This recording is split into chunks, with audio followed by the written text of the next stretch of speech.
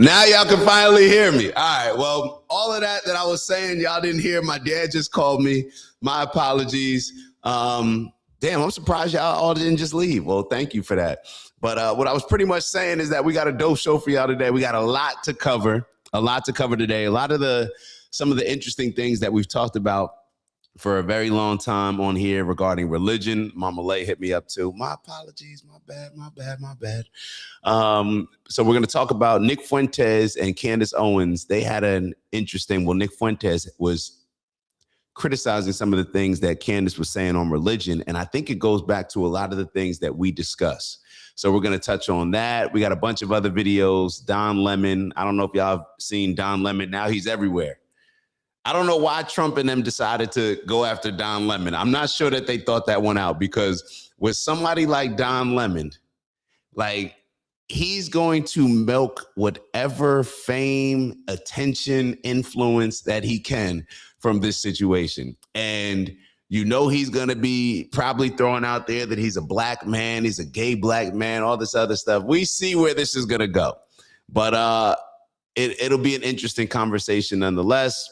We got to talk about an interesting conversation that Tucker had regarding giants and regarding a lot of our history that may be covered up. We talk about history being covered up usually in different areas, but this is one that I think is an interesting conversation for us to look into that Tucker had based on proof that there were giants here. So a lot of people may hear that and be like, yo, that's crazy. That's wild talk. Well, it used to discuss a lot of these things in our religious scriptures. A lot of these books were actually removed from the Bible and removed from a lot of our other religious books. So we'll get into the conversation about that a little bit. We'll get into, I'm not sure if we'll make it to this longer video. I told y'all before that we had a longer video with my guy, the one that does the deep dives. I really like him. I got to remember his name, but I will remember his name when we look at the video, about what really happened with the land, Israel, how it was established. And I think just a lot of these same conversations that we have, just from different angles, bring out different things. So that's what it'll be about. Man, I'm mad that y'all didn't hear me when I first came in. The energy was up. The energy was good. But we'll have to catch that. It's actually my big bro, Jim Dory's birthday today. So that's a very good day. My big bro, Jim Dory, one of my mentors, my mentor. I don't know if my mentor. Well, you got a bunch of different mentors, that you have, I guess. But, you know, that people that you take game from and stuff like that. But that is my mentor. That's my guy. So shout out to Finn. Shout out to Finn in the building. Fanaticism is a monster that pretends to be the son of religion. Voltaire. Finn, I don't know if you got a mic in my crib or whatever you got going on, but every time you throw out a quote there, it's like, yo, we were either just talking about that or it was on my mind. So I don't know. We must be communicating here, but always appreciate it. It's always relevant, always on time. So that's from Voltaire. Shout out to Michelle in the building. What's up, Michelle? Finn's the most dangerous man is the one who thinks he can't be wrong. I agree with that. 100%. Opinion is the medium between knowledge and ignorance. I wish we acknowledged that more of the things that we accept or we push as facts, this is just my opinion. I think it would allow us to feel more comfortable diving into a lot of these topics that, we don't feel necessarily that it's as comfortable of a thing, that if we uncover something or if we ask certain questions from a point of view that's not socially acceptable, I think that we do better with just, this is my opinion. Let's break it down. What are your thoughts? That's how we have intelligent conversations. So, and when we acknowledge that, hey, this is just my opinion, and we treat it as such and allow others to express theirs and give certain facts, and where we're accepting different things back and forth. Y'all know what we do on here every day. This is the goal of all this. Shout out to Phyllis in the building. Good morning, Finn and Michelle. I made it on time today. Trouble sleeping lately. Phyllis, you're a legend. I made it on time today. We made it on time for you in 802, 803. But the fact that you're getting up this early, I'm telling you, I appreciate it. I was just in the elevator with one of my homegirls in the building, and I saw her at the gym working out yesterday. And I was asking, I was like, you normally work out at night? Because I never see her in the evening. She's like, I got to do better doing it first thing. So waking up early, especially after being, late, not getting into bed by 10, it becomes tough. But maybe that'll be a challenge for 2026. I'm going to figure out how I can do that. Dealing with the difficult situation over here with a tenant. Yeah, definitely handle that. You in California. If you were in Florida, there are no difficult situations with tenants.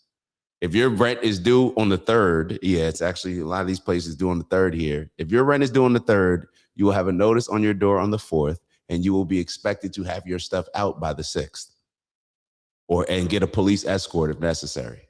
That's how it is in Florida. Very good for the landlord. Obviously, may not be the best situation for the tenant, but rent's due. It is what it is.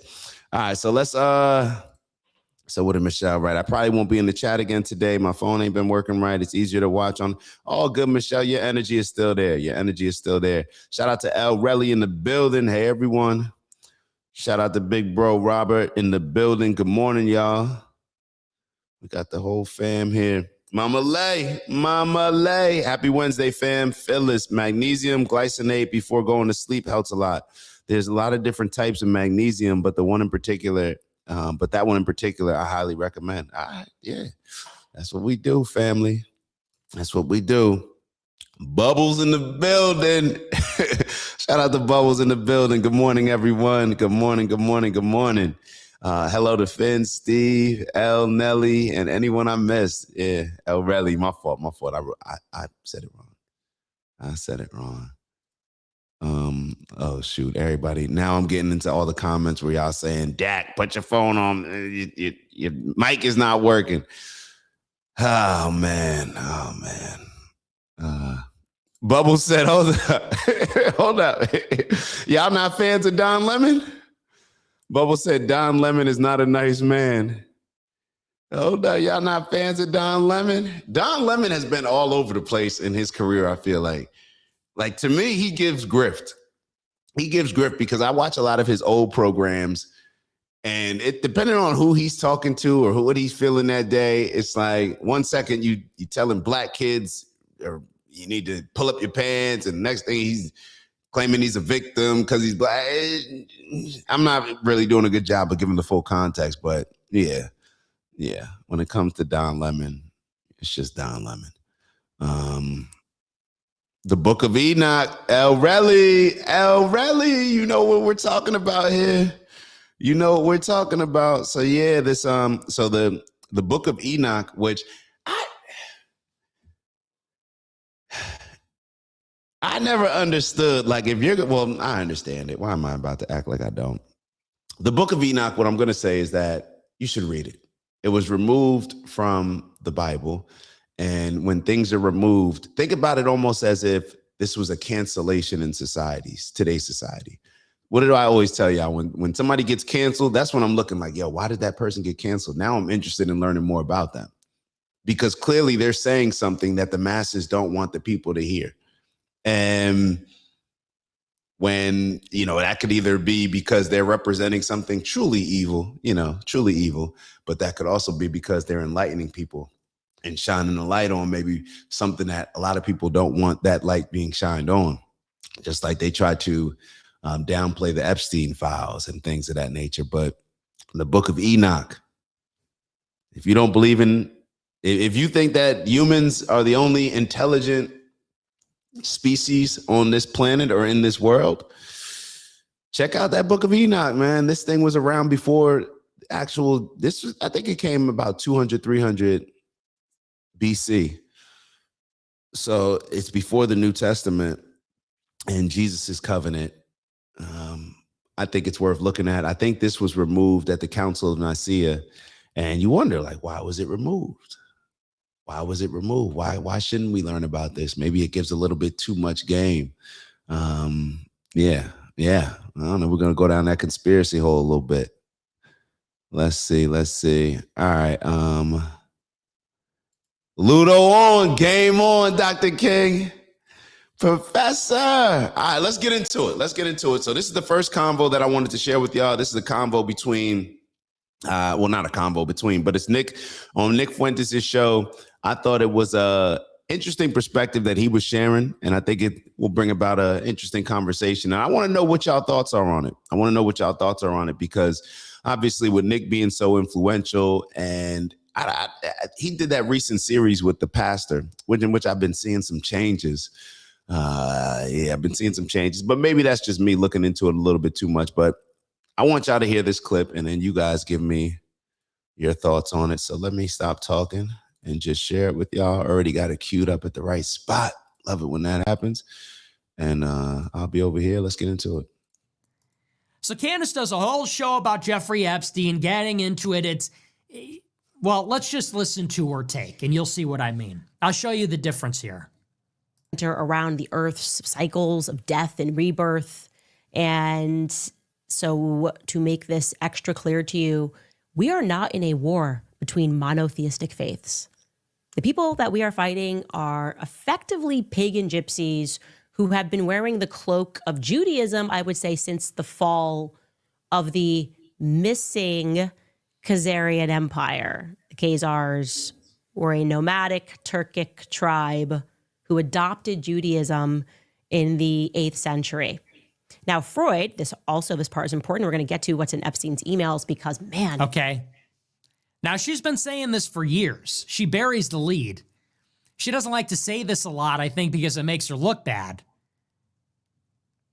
But this is the other side. This is what I'm talking about. We'll play it again. Are effectively pagan gypsies. So to make this extra clear to you, we are not in a war between monotheistic faiths.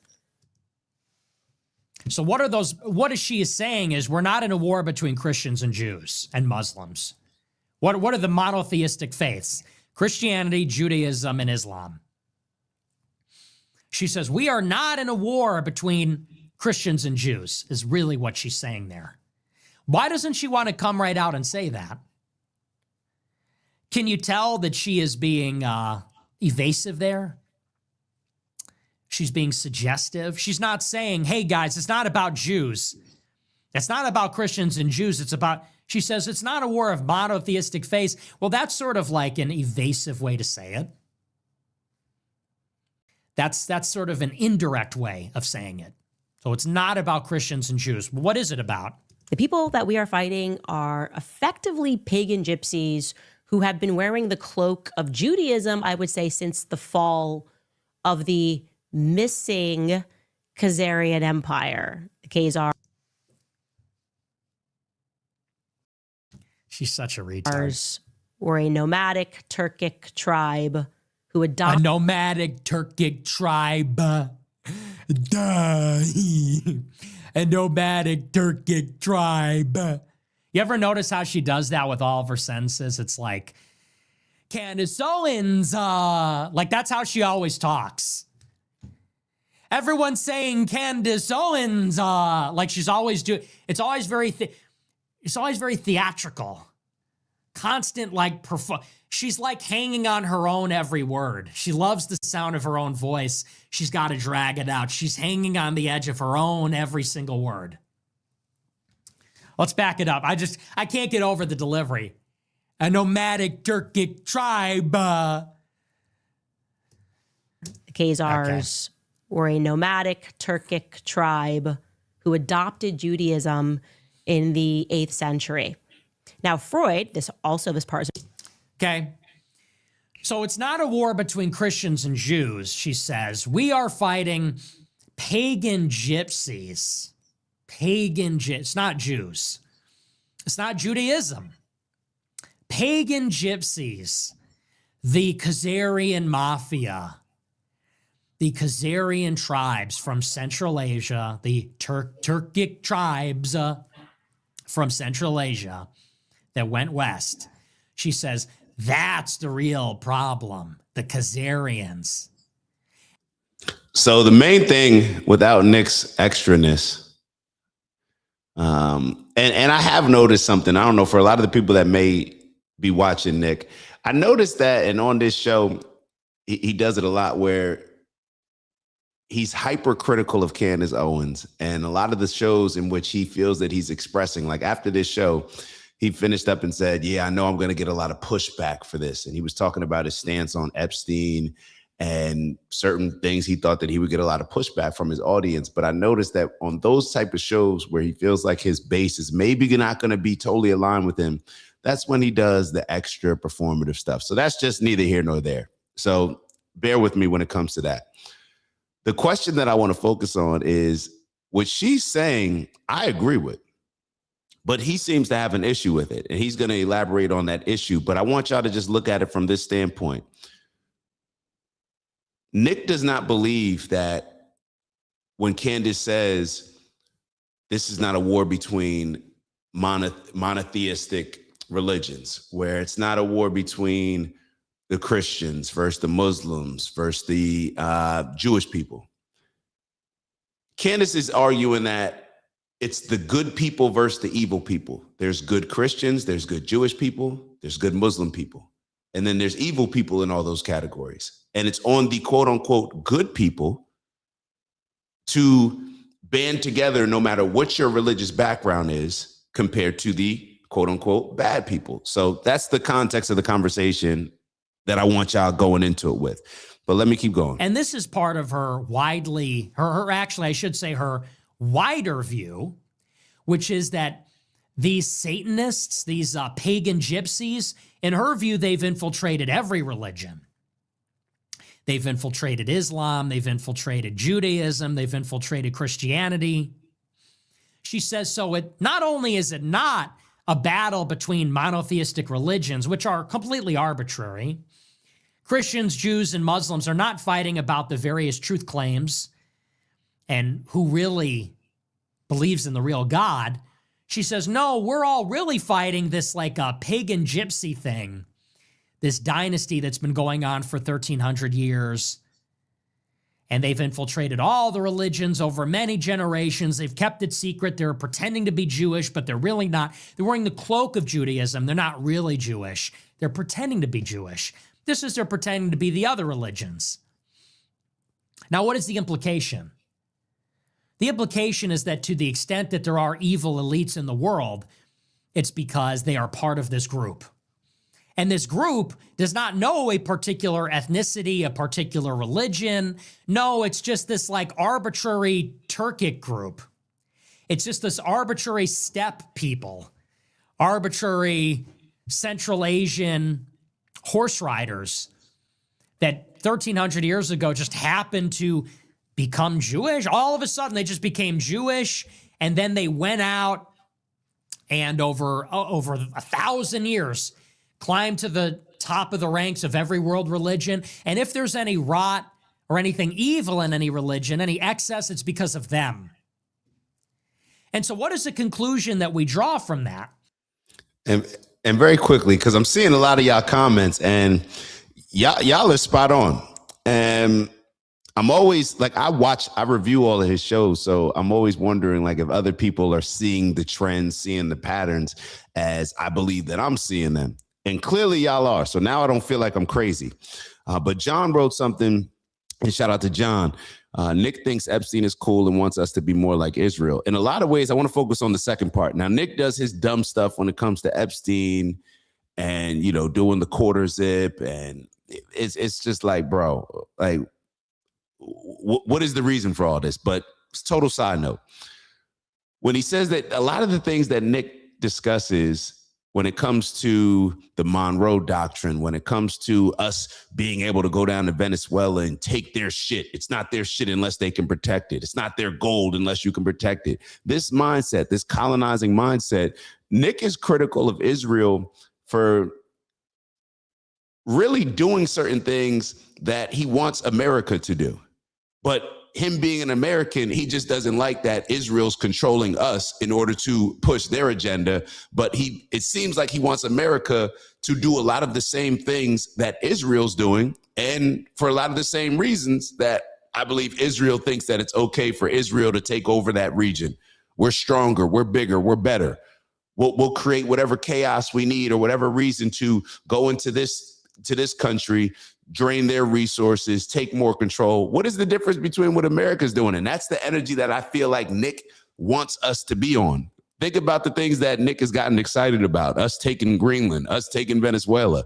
Now, although he's not for us going into Iran, because he always refers to Monroe Doctrine, he's like, Iran, that's not our issue. That's just getting us more involved in what Israel wants us to get involved with.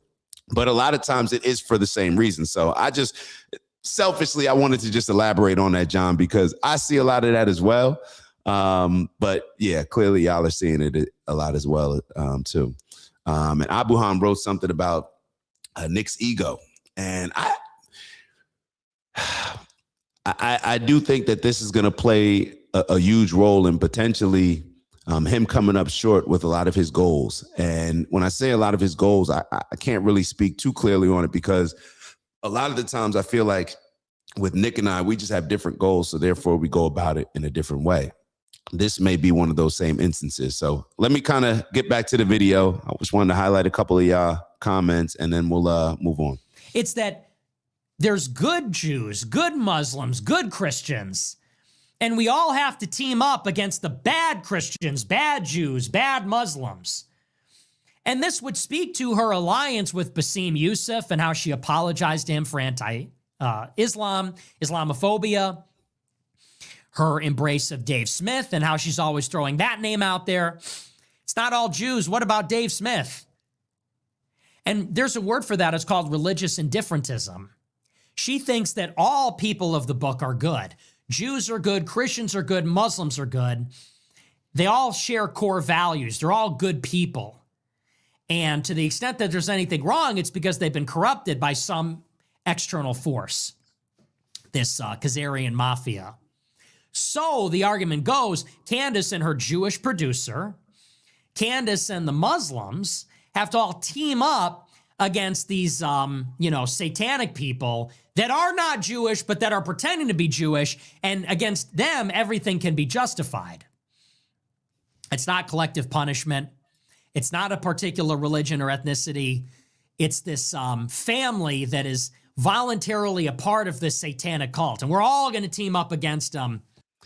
I don't know what Nick is pushing here, because it's not even really, in my opinion, consistent with his message, but he just may be missing, or just may be misinformed as far as like reading the room. Like, I think that most people see the world more like Candace Owens, and more people believe that we shouldn't look at, oh, if you're a part of that religious group, then you can't be good. Like, how juvenile of a mindset is that? However, Nick will rationalize it however he rationalizes it.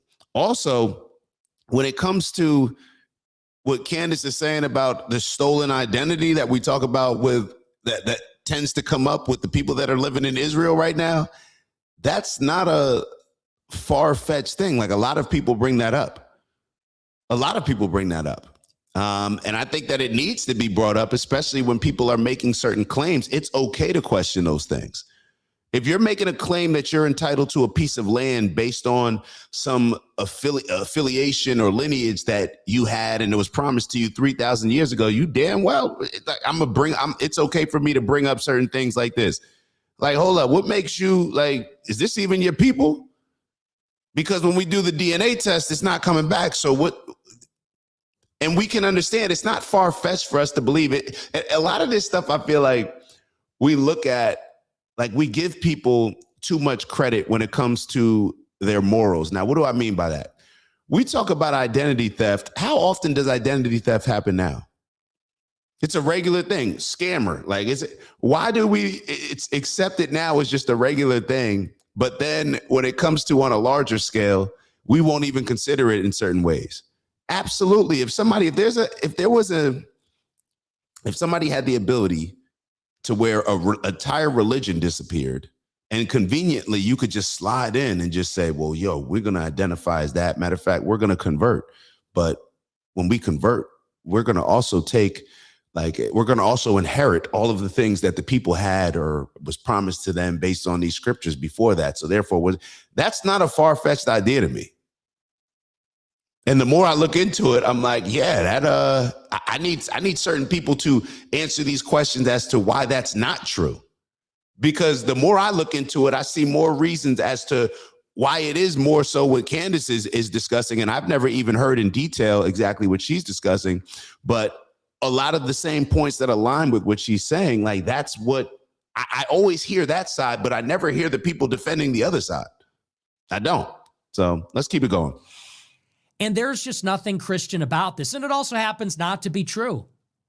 There is no basis in reality for this. The Khazarian mafia thing is a myth. Ashkenazi Jews don't have any Turkic DNA. Not real. On top of that, this was exposed a long time ago. Do you want to know why Jewish people came up with the Khazarian hypothesis? It's because if the so-called Jews of today are not really Jews of the gospel in the Old Testament, then what does that mean? What does that imply? It means that they did not kill Christ. They are not responsible for the death of God. That's what it does for them. If the Jews of today are not the biblical Jews, then they bear no responsibility for killing Christ. And up until very recently, that was the biggest and only charge against them, is that they committed deicide. They killed God. And that's what the gospel says. The blood is on your hands and all your descendants. Jesus was rejected by his own people, killed by his own people. Now, the Catholic interpretation is that the Pharisees then had their temple destroyed and were ejected from the Holy Land, and this was their punishment. And the persistent religion, which is called Judaism, is the continuation of that Pharisaical sect of Judaism. And they took what was an oral tradition and they transcribed it in the Mishnah in the 2nd century. The Jews have 613 commandments, which they learned in their schools and which they observed and debated. And that was their oral tradition when they were all in Israel, when they were all at the temple. But then when they were expelled, they had to write it down because they weren't all together. They didn't have that central place of worship. So they transcribed the commandments into the Mishnah. And since Finn said something, I'm gonna say something because I saw Ramon write, and this is what limits us in so many ways. And shout out to you, Ramon. And I don't mean to. I wasn't gonna use it as an example, but I remember it happened last week with Mama Lay and saying, you jump on here, and just because you hear somebody saying something that you disagree with or you don't like does not mean that you should just turn the channel. Think about what that mindset leads us to and has led us to. We're living in a society right now where we think we're getting educated by consuming only the things that people agree with us, what they say.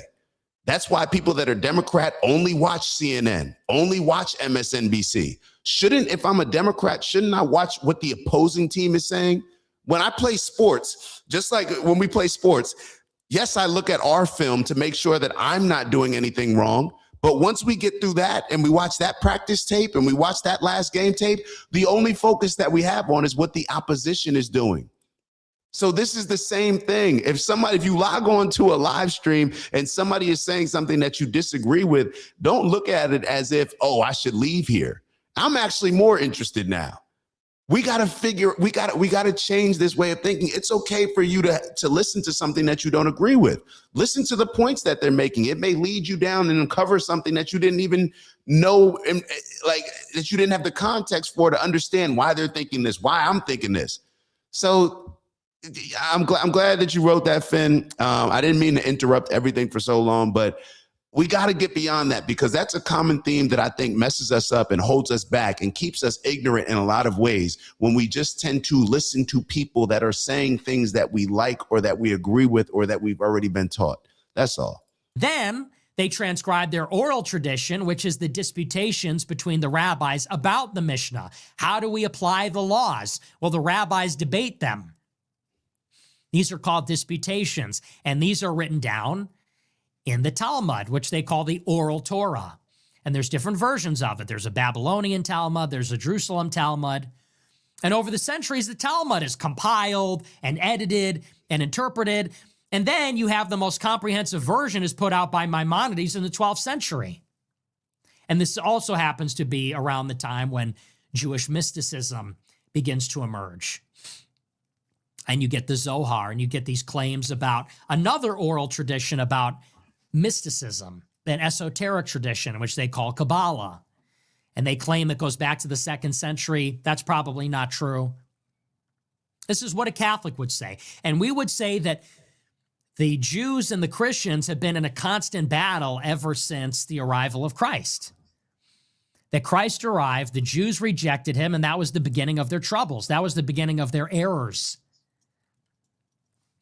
They rejected him, and the story of the church is how they will eventually be reconciled to Christ, how the prodigal son will eventually return. Well, if you say that they're Khazarians, then you break that chain. And now this is just a random group of people that happens to be evil. It doesn't even really make any sense. There's no Khazarian whistleblowers. For 1,300 years, there's no Khazarian whistleblower that says, hey, wait a second, we aren't really Jews. It's all fake. There's no whistleblower. For 1,300 years, they kept this conspiracy up, this random Turkic group. Nobody spilled.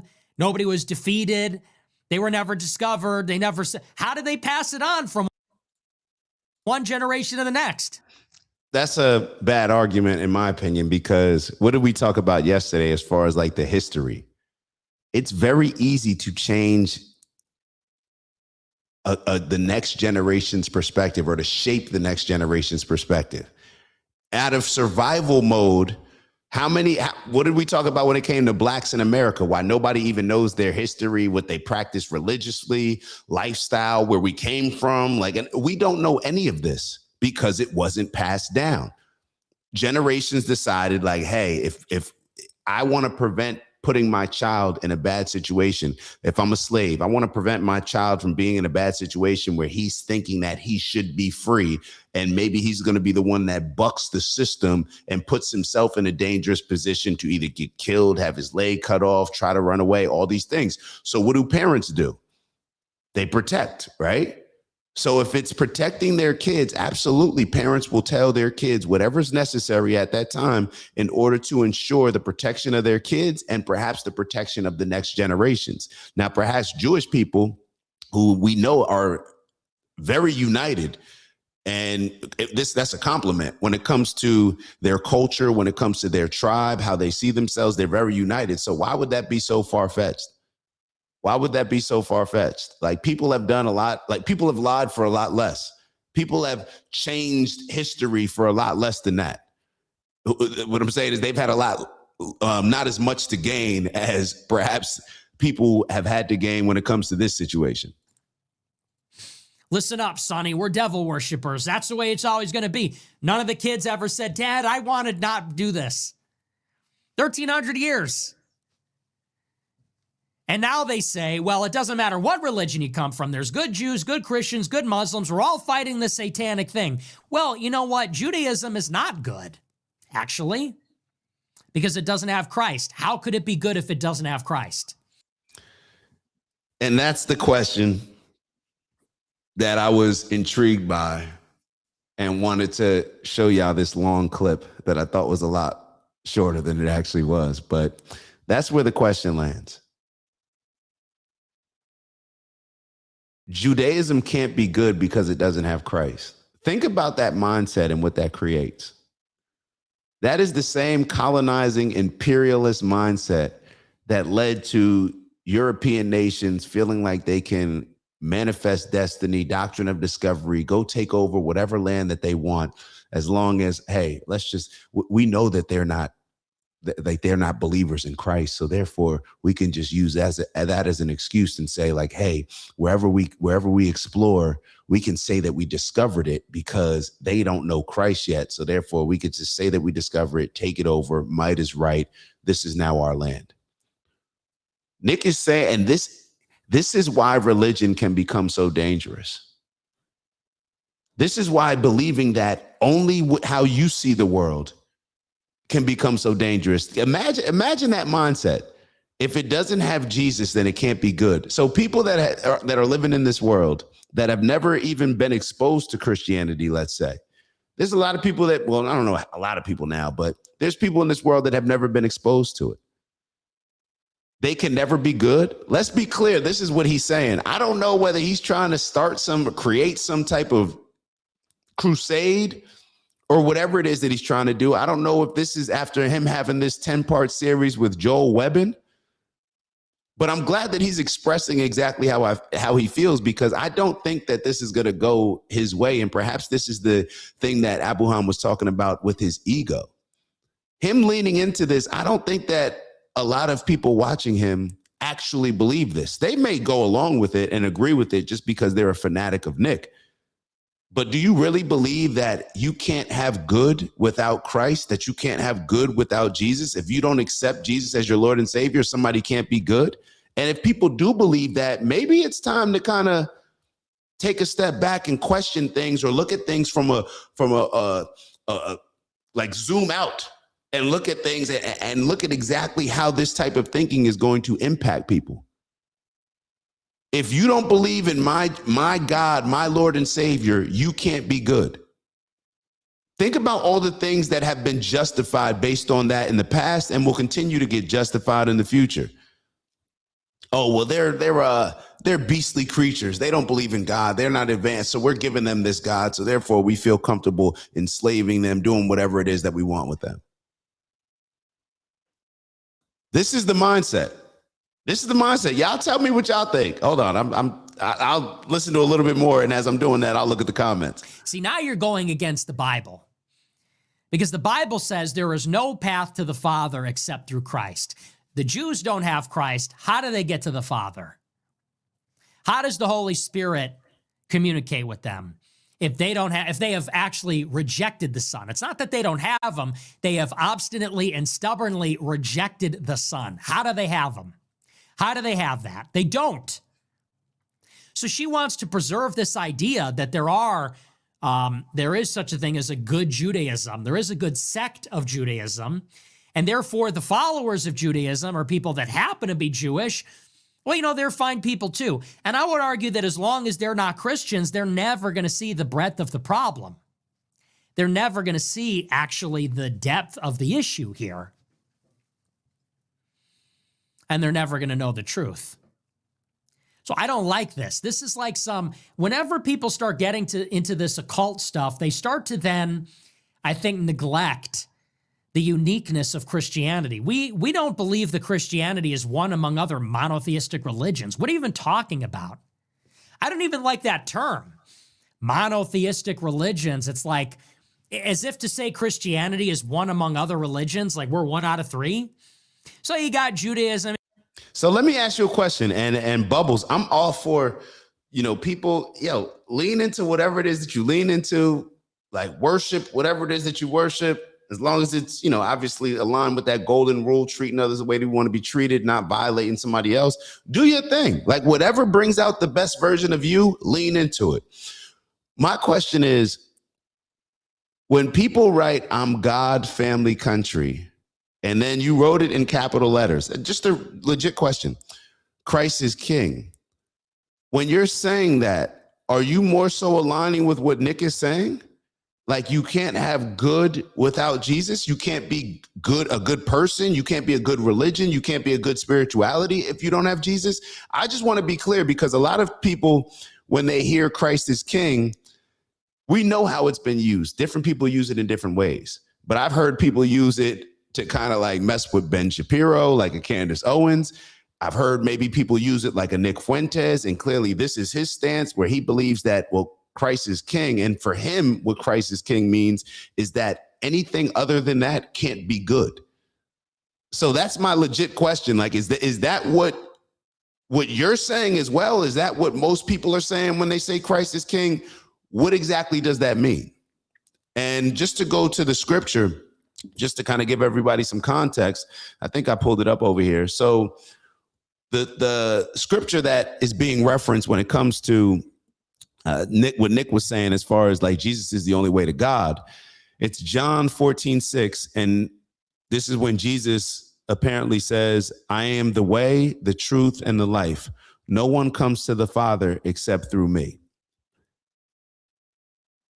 The reason why I'm bringing that up is because that, to me, and even it doesn't sound like Jesus.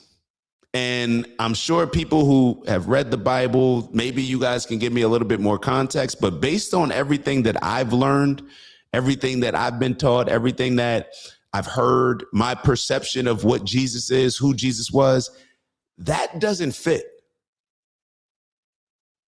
That doesn't align. Like when I think about the person that Jesus had to be to oppose organized religion, to stand up for people, to stand up for people that did not worship and did not align themselves with the dominant religion at the time.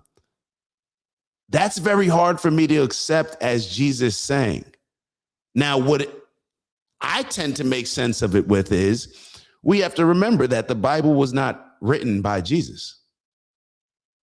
The New Testament was not written by Jesus.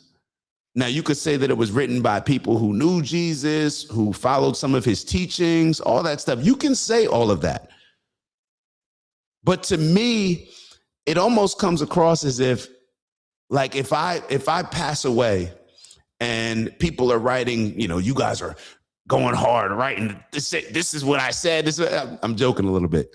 But when somebody passes away, your man, right? Somebody that you worshiped, and you're writing something about them, and you want the rest of the world to adopt this way of this teaching, adopt this way of living, this culture, this religion, this connection with God. If you want people to adopt it, you probably would write, this is the only way. This is the only way. And it's more powerful if you write it in a way where God or Jesus said it, compared to, well, we think that, you know, Jesus is the best way in order to connect with God. That's the question that I have, because a lot of these conflicts that we have around the world and the way that we see things, it's really based on this very juvenile approach to things where this is what I believe in, and if you don't believe in this, then we can't be friends. It's like, what? Just based off of allegiance? Like, we look at gangs and look at them like, look at these silly niggas. That's how we look at gangs, whether people will admit it or not. Wait, it's like a football game. One side puts on a color and the other side puts on a different color, and then they fight, but they're kind of from the same area. So, and a lot of times they're even like related, like they're just a block over. Like, what is this street block? Does one group own the block? Like, is this a real estate war, or is it? Oh no, they just rent on there, or they own, but they just beef based on, like, they just carved it out where it's like this group, nah, they gonna wear red, they gonna wear blue, they gonna wear this, they gonna wear that. The majority of non-gang members look at that as silly. So my question is, when we apply that same logic to something else, to God, how is that okay? That's just kind of what I'm asking. How is that okay? How is that okay? And damn, I'm sorry, I probably missed Bubbles' response. I'm not sure if you gave a response, Bubbles, but let me I'm gonna play a little bit more of the video, and then I'll try to look for your comment. You got Christianity, you got Islam. Let's be very clear. Judaism and Islam are heresies off of Christianity. Modern Judaism, properly understood, is a Christian heresy, because these are Jews that said, oh, our Messiah didn't arrive yet. All these prophecies, they prophesize them. And this is simple. See, this is why common sense, I hope this is the common sense way to look at it. But Bubbles wrote, I don't agree with what Nick is saying. There's good and bad people in this world. Like,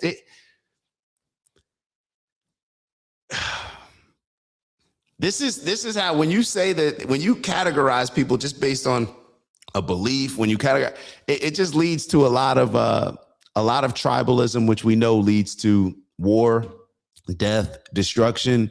There's good and bad people in this world. There's good and bad black people. There's good and bad white people. There's good and bad Indian people. There's good and bad Nigerians. There's good and bad Canadians. There's good and bad people in good and bad doctors, good and bad teachers. It's across the board. But to have this type of mindset, and then it makes me wonder, like, Nick is too intelligent to not be aware of the things that I believe most of us are aware of. He's too intelligent. Now, with that intelligence, and you're still pushing this message, then you ask, like, yo, what is this about? Why? Vons, I see you in the building. Vons, we know you're a devout believer. let me ask you, how do you see it? Because, and this is another thing that I want to bring up. So Vons writes that Nick is always saying crazy things. How can you say that Nick is saying crazy things without saying that what's written in your Bible is crazy? Because let's be clear, it's very easy for us to sit here and judge what Nick is saying. But what Nick is saying, I just read, it's just, he's just repeating what was in the Bible. He's just taking it literally. So it's easy to call out, and this is kind of the thing, Vons, when we always have these conversations on religion, usually you're very hardened in your beliefs. You're not open to seeing it in a different way than you were taught being brought up. Vons and I, we've been having this religious conversation for the last 20 years. And Vons makes it very clear on this show that he's a believer and he's a Christian and he stands on that. So this is why I feel comfortable. But my question to not only you, Vons, to everybody else, and then I'm going to scroll down because I know I'm already a bunch of minutes behind because Vons wrote this 6 minutes ago, is if Nick is saying something that's crazy, what exactly is he saying that's crazy? Because what he's actually getting it from is the book, because the book does say that. I mean, we can interpret it different ways, but when it says, I am the way, the truth, and the life, no one comes to the Father except through me. That's pretty direct and clear on my end. That's saying the Father, God, right? Nobody gets to God except through me. I'm the way, I'm the truth, I'm the life. So my question is, how can you say what Nick is saying is crazy, but not keep the same energy and accountability when it comes to the book? So let's keep it going. And I'm looking forward to your response, Vaughn. Messiah that is yet to come.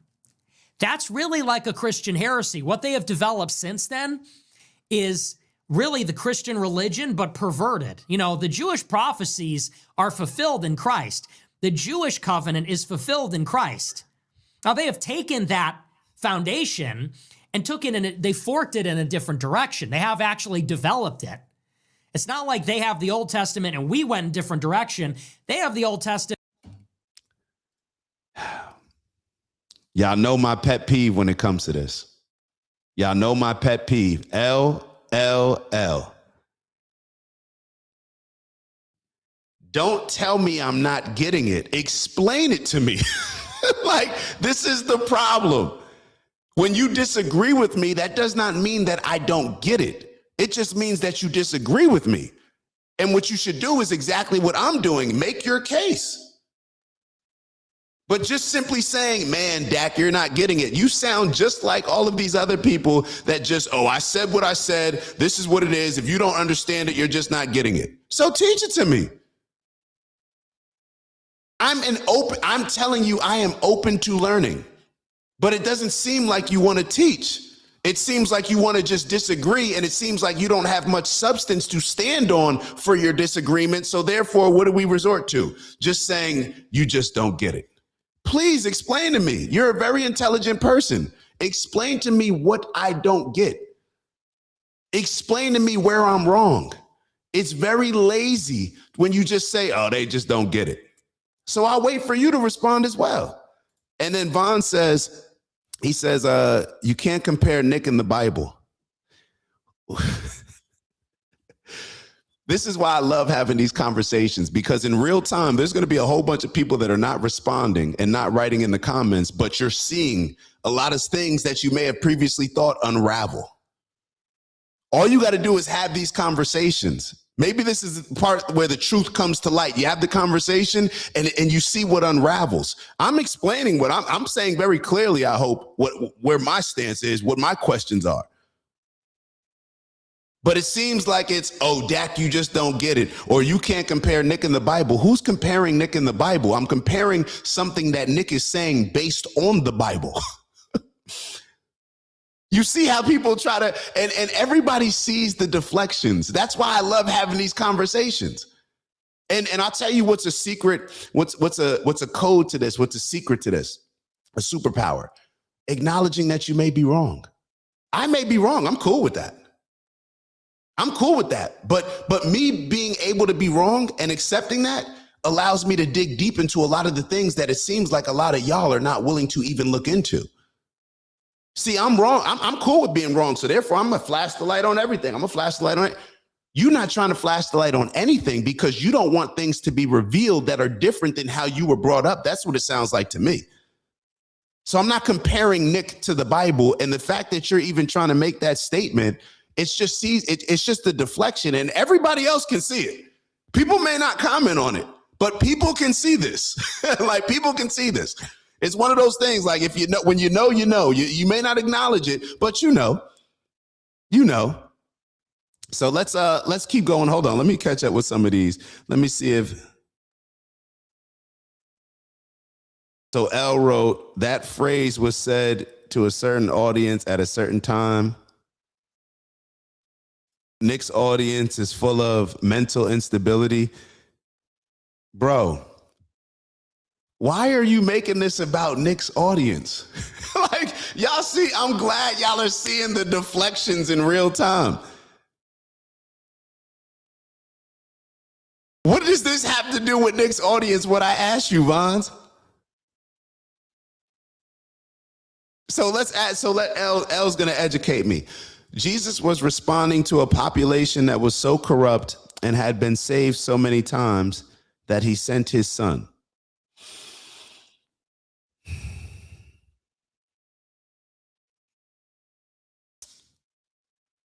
Jesus was responding to a population that was so corrupt and had been saved so many times that he sent his son. So are you saying that it shouldn't be taken literal? Because what you just said doesn't really move me or shift anything, I don't think, but it just creates a rationale as to why, oh, well, you got to understand the context around it. Let me ask you this straight up to Vons and L. Let me ask you this, since we don't understand the context around it, let me just ask you a direct question. Do you believe that Jesus is the only way to God? That Jesus is the only way, that if you have to accept Jesus as your Lord and Savior to have a connection with God. Do you believe that? Do you believe that I am the way, the truth, and the life, and no one comes to the Father except through me? Do you believe that? We don't have to use context when it comes to these things to try to deflect and look at it in a different way. You could just go right to the word and we can take Nick out of that. Do you believe that? Stand on your principles. Stand on your beliefs. If you believe in it, lean into it. Lean into it if that's the case. Let's keep going. The Old Testament was fulfilled, and then they continued to refine and develop it with their rabbis and their disputations and their mystical tradition, and the Kabbalah and the Sphirot and all that other stuff. That's a Christian heresy, and so is Islam. It was understood in the Middle Ages that Islam was a Christian heresy. They believed that Christ was the Messiah. Hold up, L came through and said no.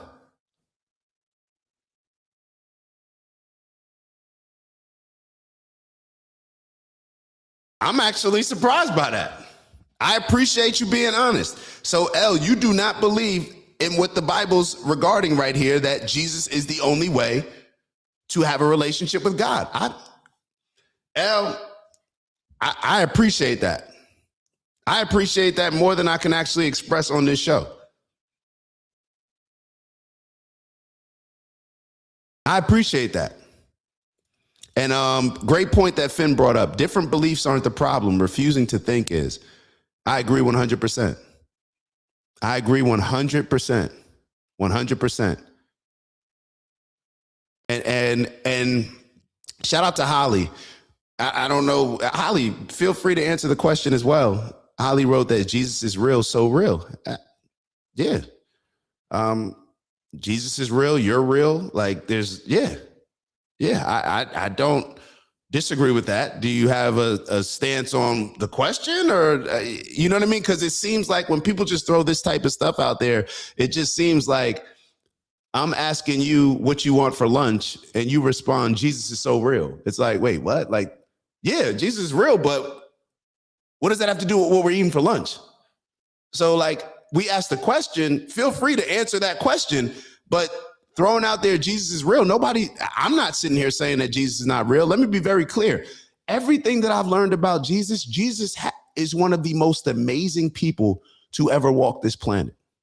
One of the most amazing people. Maybe, I mean, it's one of those things where it's like, he's definitely in my top 3. I don't know if he's 2 or 3. Like, Jesus is one of the, I can't think of a more amazing person than Jesus. But that doesn't mean that you have to accept 100% everything that people who weren't Jesus wrote about him. That's just my stance. Take it or leave it. That's cool. You can believe whatever you want to believe, but that's my stance. Just because I can think highly of you, Holly, but when you pass away eventually, or maybe never, whatever it is that you believe in, and people are writing different things about you, that doesn't mean I got to believe all that. Doesn't even mean that I got to believe that everything that you say. And you could be very real.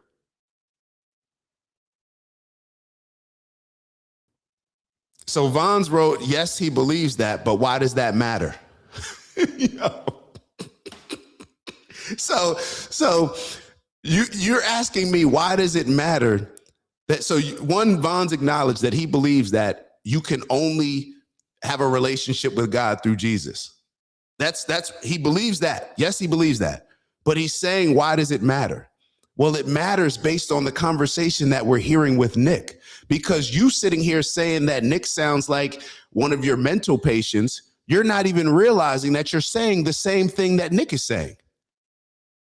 You agreed with what Nick said, but you're saying that Nick sounds like one of your mental patients. And then you're sitting here saying, but why does that matter? Well, the reason why it matters is because if you only think that people that accept Jesus as their Lord and Savior can have a relationship with God, then how are you looking at everybody else that doesn't accept Jesus as your Lord and Savior? You're looking at them as less than. And that has been the cause. The only reason why you as a black man in America are Christian is because of this same mindset. But it's like we don't even connect these dots. The only reason why you've been exposed to Christianity, Vons, the only reason is because Christians had this mindset of manifest destiny, doctrine of discovery. This is just history. So people can feel whatever type of way that they want to feel about it. It's just a fact. They went around and forced people to learn Christianity. Oh, slave, you were learning? No. You're gonna learn this, what we teaching you. And that has been the case, not just with Christianity, but that's been with a lot of religions. Why do we think so much of Africa is Muslim? Because of the Arab slave trade. And a lot of the Arabs, they conquered and forced people to adopt Islam. That's how it typically goes. Like, have we not seen the movies? Have we not seen how this works? So therefore, once again, Vons is saying that 2 minutes ago, he was just saying that Nick sounds like one of his mental patients. But now you're saying that you agree with what Nick is saying. Let me ask you this. What about if you don't agree with what Nick is saying, what do you disagree with? Because the premise of Nick's entire statement is that you can only be good if you come through Jesus. You can only have a relationship with God if you have it through Jesus. Unless I'm missing something. They just believe that he wasn't the final prophet. There was another prophet. So these are all debates. These are all contentions about the Father and how he's interacting with human beings. According to the Jews, the Father has promised a Messiah who will not be equal with God. And that guy is not here yet. And according to Muslims, there's just the Father. There is no Trinity. He only speaks through prophets, and Muhammad was the perfect and final prophet. And so, all right, I'm starting to believe that Abu Han really thinks that I'm Jewish. like when I say that I'm Jewish, I'm Christian, I'm Muslim, I'm all of that, I do mean that, but Abu Han, I'm not really Jewish. Like, it's just kind of like a running joke, especially you watching this show. Like, if I was Jewish, they probably call me a self-hating Jew. That's what they would call me because I call out all these things on a regular basis. But to answer your question, so Abu Han wrote, bro, the Talmud is literally saying the same thing. A bunch of people who never met Moses speaking for him. You got the same energy for Judaism. I have the same energy for every religion. Let me be very clear. I have the same energy for every religion. I think that every religion was created to control mentally. Now, are there some good things that you can take away from every religion? Absolutely. But what do I believe the intent of every religion was? To control people. It was a tool to control. It was a tool to not only control people, but to control your relationship with God. Something that the biggest thing that people have the biggest question mark about, but they know that people will never be able to prove. So it's like, once we grab a hold of that, then we can control the people. That's just how I look at it. So whether it's Christianity, whether it's Islam, whether it's Judaism, I look at them all the same. Now, one thing that I will point out, since we want to get into this conversation, Judaism is a bit easier for me to digest than Christianity, and I'll tell you why. Not that I agree with how it's been used by the people who call themselves Jewish. Same thing that I don't agree with the way that Christianity has been used by a lot of people that call themselves Christian. Same way I don't agree with how Islam was used to create or to push a lot of their things, whether it's the Arab slave trade, whether it's the Atlantic slave trade and manifest destiny and doctrine of discovery with Christians, or whether it's what we're currently seeing right now go on with Jewish people that I've been calling out. So across the board, I got the same energy for all of these religions.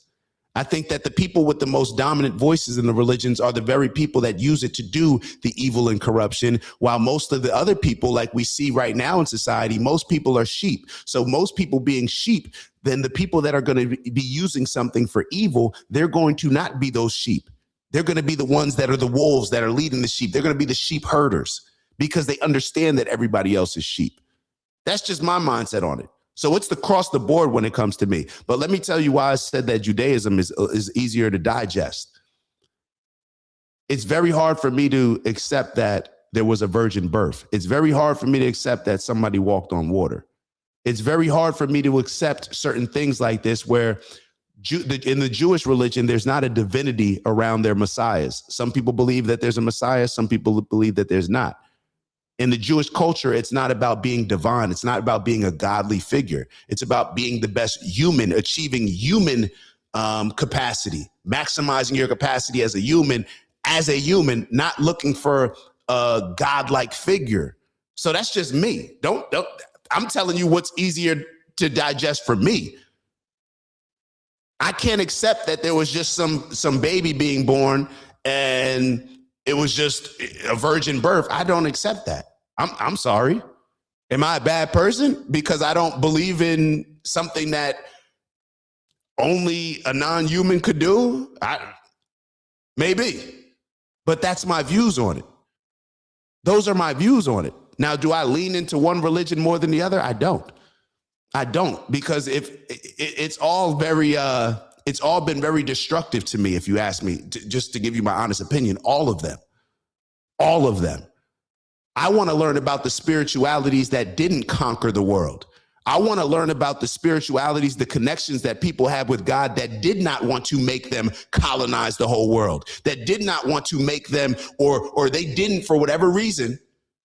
All those other spiritualities, I'm sure they had some good and bad people, but for whatever reason, they weren't the conquerors. They weren't now maybe they tried and weren't as strong. Cool. I want to look into that though. That's what I'm interested in. So I'll call out stuff with Muslims, I'll call out stuff with Jewish people, and I'll call out stuff with Christians. I don't care. Just to be very clear on that. But let's keep it moving. And I love calling it out because, and look at Vons. Lord, move on. Vons, you move on. You can watch something else. You can go tune into one of your favorite mega pastors right now. I'm sure they got a YouTube stream that they're going to be making some money off of. Go pay your tithes to them. Oh, people hate being called out about this stuff. And Abu Han wrote, this is why. Now, I don't have any, let me be very clear. I don't have anything against anybody that believes in, if you believe that there was a virgin birth, if you believe that man walked on water, if you believe that the seas, if you believe all of these different things, cool.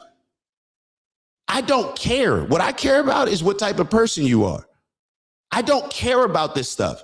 I don't care to tell somebody, hey, you can only be good if you can only have a way to God through Jesus. And you can, no, that's not how I operate. I can meet somebody, see how they move in the world, see what type of person they are, what type of principles, morals, values, what type of character they have. And that will tell me a lot more than who you pledge your allegiance to. That's how I look at stuff. Let's keep it moving. To say, oh, it's just this debate between monotheistic religions. The history of the world is the church militant. It's the church in the world fighting the devil, fighting ignorance, fighting for the spiritual kingdom to prevail on earth. And so for her to say, no, it's got nothing to do with these monotheistic religions. It has everything to do with them. It has everything to. You know what's so funny? So I see a comment like this. Shout out to Ravens Eagle. So what you should think about is whether God is real. If he is real, he has supernatural powers and he performs supernatural things like virgin birth and walking in water. How do you know? How do you know that if God has supernatural powers that he's doing that? I could write a book tomorrow or come out with something tomorrow saying like, I could come, like I always say, let your girl come home and you haven't had sex with her for a while and let her say that, oh my God, I'm pregnant. We haven't had sex. How are you pregnant? It's a supernatural birth. You don't believe in God? You don't believe that God has supernatural powers? Okay, so if you believe that God has supernatural powers, why don't you believe that he could have used these powers with me? You get what I'm saying? Like you're trying to connect things that are not there just because you could believe that God has supernatural powers, but it's kind of selfish of you to just kind of think that, well, these supernatural powers were because God has supernatural powers, then he had to, use this. This has to be true with Jesus because it's written in the book. Are we starting to see how this, I don't know. It's very silly to me. It's very silly to me. God has supernatural power. So therefore, there's like people that get up on stage and thank God because they won. Well, you think God is really that invested in you selfishly to where God made you win and made that other person lose? Or you just think God loves you more than that other person? They pray more. They pay more in tithes. Why would they?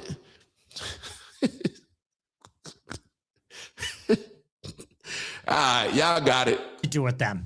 What is the impediment to the gospel spreading over the whole globe?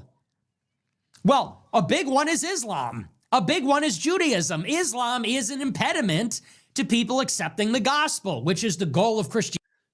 I'm glad that you wrote this, HCB. I think God is energy or uses energy more than material objects.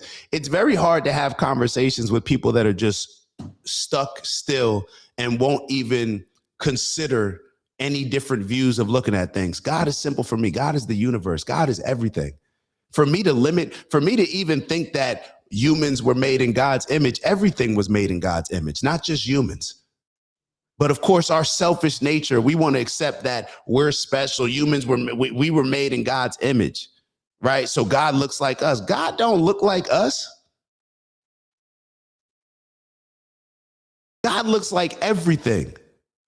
He created everything. God is the universe. God is the energy, how everything moves. Stop limiting God to just being one thing.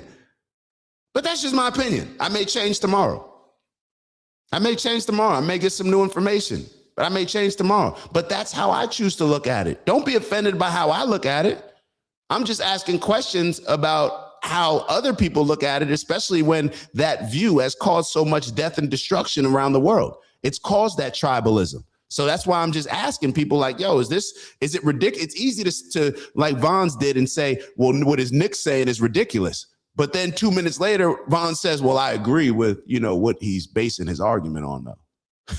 It's like, all right. Christianity. We are inherently in conflict and always have been. We were in conflict when Muslims invaded Europe. We're in conflict with Muslims now.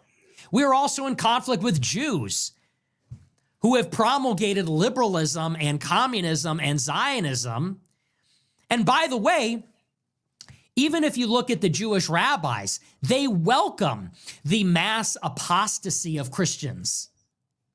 Some of the most diehard, fanatical Jewish rabbis will tell you that they think the mass apostasy, which is to say everybody becoming atheist among Christians, they say that that is actually a necessary part of a dialectical process.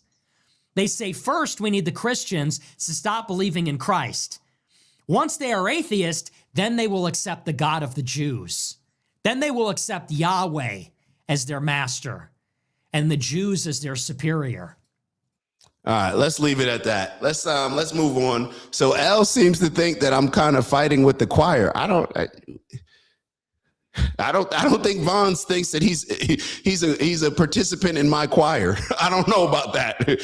I don't know, but if it is, and L, to be totally honest, you and Vons are both Christian, and y'all see things completely different, because you said earlier that you do not believe that Jesus is the only way to God. As a Christian, Vaughn says that he does believe that. So I don't know. Maybe y'all want to huddle up, figure this thing out together. Maybe get on, present a unified front, or maybe you don't. And maybe that's the best way to do it. Maybe the best way to do it is to have these conversations so we can understand how people see things differently. Maybe this is the best approach to it, but we'll leave that conversation where it is. Let me just leave it there. But interesting convo, and I think it served its purpose, because I think a lot of these convos bring about just how we're thinking, and sometimes we have to remind ourselves how we're thinking, because we sit back and we wonder, like, yo, how did we get in this position that we're in right now? But very rarely do we actually attribute our thoughts and our approach and how we see the world to contributing to exactly the world that we're living in. So let me shout out to Yuki. We got some new people tapping in, so definitely appreciate the new people tapping in, and make sure that y'all are liking. Definitely appreciate that. Yuki wrote, I'm a Christian and I listen to Nick. Of course, we don't agree on everything. For how smart he is, I find it strange that Catholics talk to a man in a box instead of speaking directly to God.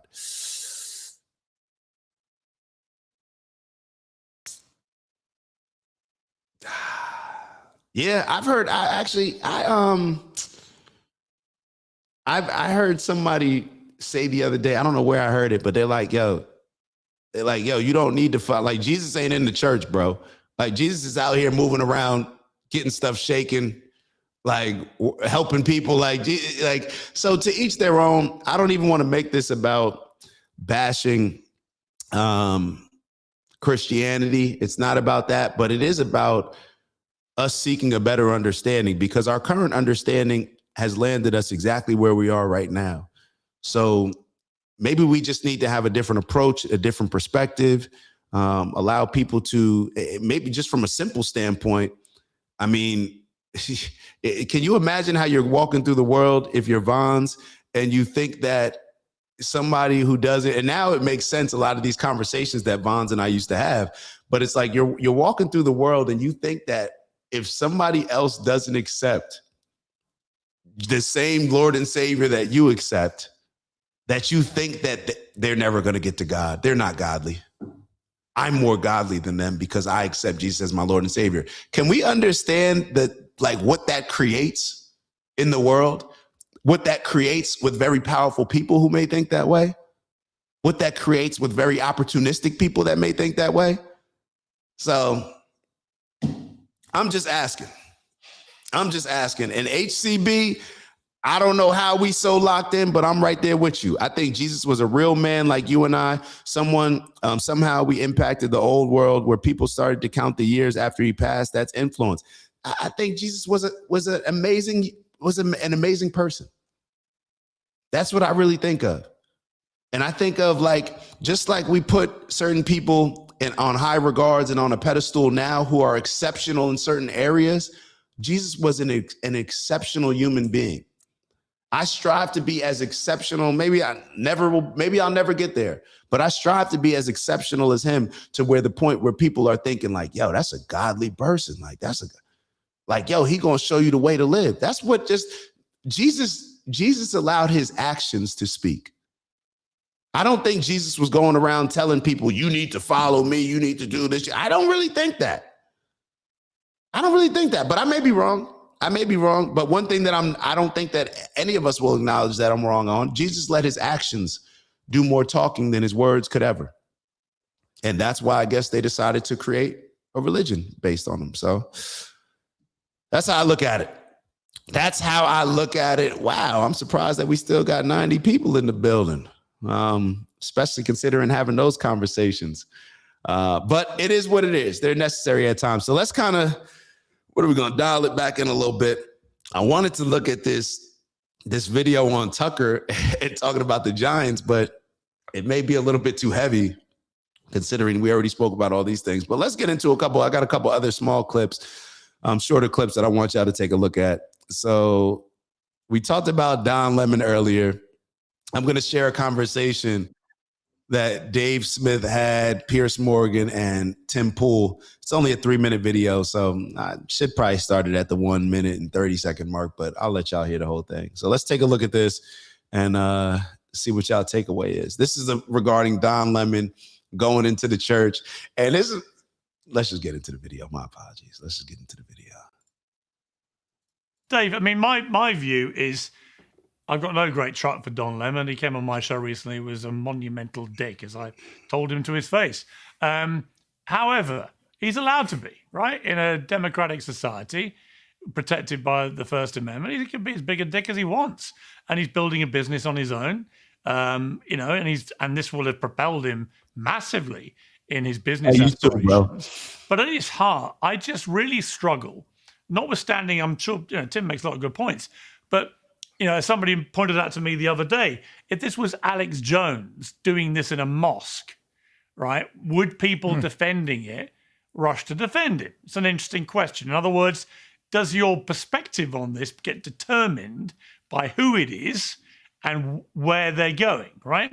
And I just come down on the fact that I don't like seeing journalists criminalized. You can think of Don whatever you want, but to me, the protesters were the ones who were committing a crime, and Don Lemon was reporting what was happening. And the moment we start blurring that line, the whole concept of embedded journalists or journalists going to events or going inside and following these things, that starts to disintegrate. What's your view? Well, I just fundamentally reject the premise that we're going to sit here and pretend that Don Lemon has ever been a journalist. I mean, listen, I'm not even saying that should have any implications on the legality of any of this. But Don Lemon, and I mean, Piers, I never talk like this. But I mean, genuinely, there's just nothing else. Don Lemon is the dumbest human being who's ever had a microphone put in front of him. Like, I'm genuinely blown away by it. I'm like Don Lemon is like on the level where, like, if he just recites a talking point, I feel like the way I do when my 4-year-old has like a long, complex sentence. And you're like, very good, Don. Like, those were the words that you were supposed. But look, in this instance, he's not really doing journalism. He's doing activism. Like, it's not as if he was interviewing the pastor and then also going up and interviewing the protesters and asking them tough questions. He was like a part of this protest. And I agree with a lot of what Tim said. I would just add in there, I think the point you made again, which I saw Tim nodding at too, is really almost the most important point here. And this is why it's like, strategically speaking, this is really stupid for the Trump administration to go after Don Lemon like this, because Don Lemon was an idiot at CNN, and now on the internet, he looks like an idiot who doesn't have his writers anymore. He's just out there just humiliating himself. Every appearance that you see from Don Lemon, it just goes viral because everyone's laughing at him, like his interview with Elon Musk or his interview with you or whatever, where he just embarrasses himself. And he has no audience. It's not like he's a guy like Tucker Carlson who left cable news and kept a huge audience with him. He's got nobody. So it's the Jimmy Kimmel situation all over again. The guy is dying. He's becoming irrelevant. He's just humiliating vindicating himself in front of his tiny audience. But then the FCC chairman comes in and kind of threatens him. And now you kind of make him this free speech martyr. Now you give him giant ratings. Now you give him something to be applauded. So I just wish the right wing in America would, for once ever, get smart about these fights. So what do y'all think? Initially, with the whole Don Lemon situation, and even in the church situation, y'all know my bias towards the church. My bias towards the church is different than my bias towards Christianity. It's a lot stronger. So when I first saw that situation, I was sitting back and I'm like, and then by the end of the show, I was like, yeah, they definitely went about it the wrong way. No, that's just where I was thinking then, where I'm thinking now. But overall, when it comes to this Don Lemon situation, I think that this is exactly what Don Lemon's asking for. Like Don Lemon, let me show you this clip real quick. I haven't even seen this one. But this is exactly like Don Lemon couldn't pay for this type of attention. He couldn't pay for this type of attention. And now what's going to happen, he's going to be pushing the whole victim narrative, I feel like, and maybe rightfully so. Who knows? But we'll see what ends up happening. I just thought that was a cool little funny clip. Covering the news. I will not stop. I've spent my entire career covering the news. I will not stop now. In fact, there is... Yeah, when people be reading stuff, never read anything. I don't care what it is that you're doing. Never read anything from a piece of paper. To me, it just looks crazy. If y'all ever see me reading from a piece of paper or my phone, doing more than just referencing it, maybe, it comes across as disingenuous. Yeah, maybe that's just me. No more important time than right now, this very moment, for a free and independent media that shines a light on the truth and holds those in power accountable. Again, I will not stop now. I will not stop ever. They just turned Don Lemon into a freedom fighter, bro. Shout out to Trump, bro. Thanks. You just put the battery in Don Lemon's back. Last night, the DOJ sent a team of federal agents to arrest me in the middle of the night for something that I've been doing for the last 30 years, and that is covering the news. The First Amendment of the Constitution protects that work for me and for countless of other journalists who do what I do. I stand with all of them, and I will not be silent. I look forward to my day in court. Thank you all. They done made a star, bro. They made Don Lemon a star. They made Don Lemon a star. And do me a favor, do us a favor, like. That's going to help boost the algorithm. But this is crazy. Yeah, when people jump up on there and read, it's like, bro, you couldn't have just said all that without reading it from a paper. But to each their own. To each their own. All right, let's move into this next video. We're gonna just look at a couple more quick videos, not any of the longer videos. I think it's just gonna take too long, but we may change our mind. But take a look at this one. So we got an update on something in the Charlie Kirk case. Hold on, let me see if I can find that. Yeah, here it goes right here. So this was an interesting exchange and just some more information now. And I know a lot of us, we've been getting our information, or a lot of people have, from like Candace Owens and stuff like that. And honestly, I just haven't even looked into the Charlie Kirk situation in the last couple months. I haven't even looked at what's going on with the update with Tyler Robinson in court. I just haven't paid attention to it. But I thought that this was an interesting exchange where the defense reveals that the gun and screwdriver DNA evidence, that there were 5 different people with DNA evidence on the gun and screwdriver. I think that that's pretty interesting.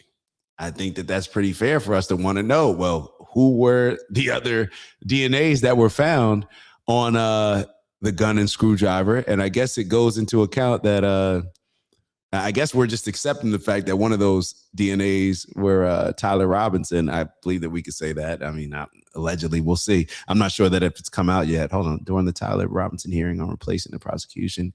Yeah, I don't think that it's come out yet. So it'll be interesting to see. But this was an interesting way of answering this question. Take a listen. You mentioned the DNA evidence. You're certainly not a DNA expert. Is that correct? I'm not, no.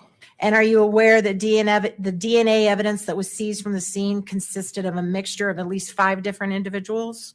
I'm not a DNA expert, so So you know enough to say what helps him, but you're not going to answer whether or not there were 5 individuals mixed into that DNA. I'm not aware of that, no. Okay.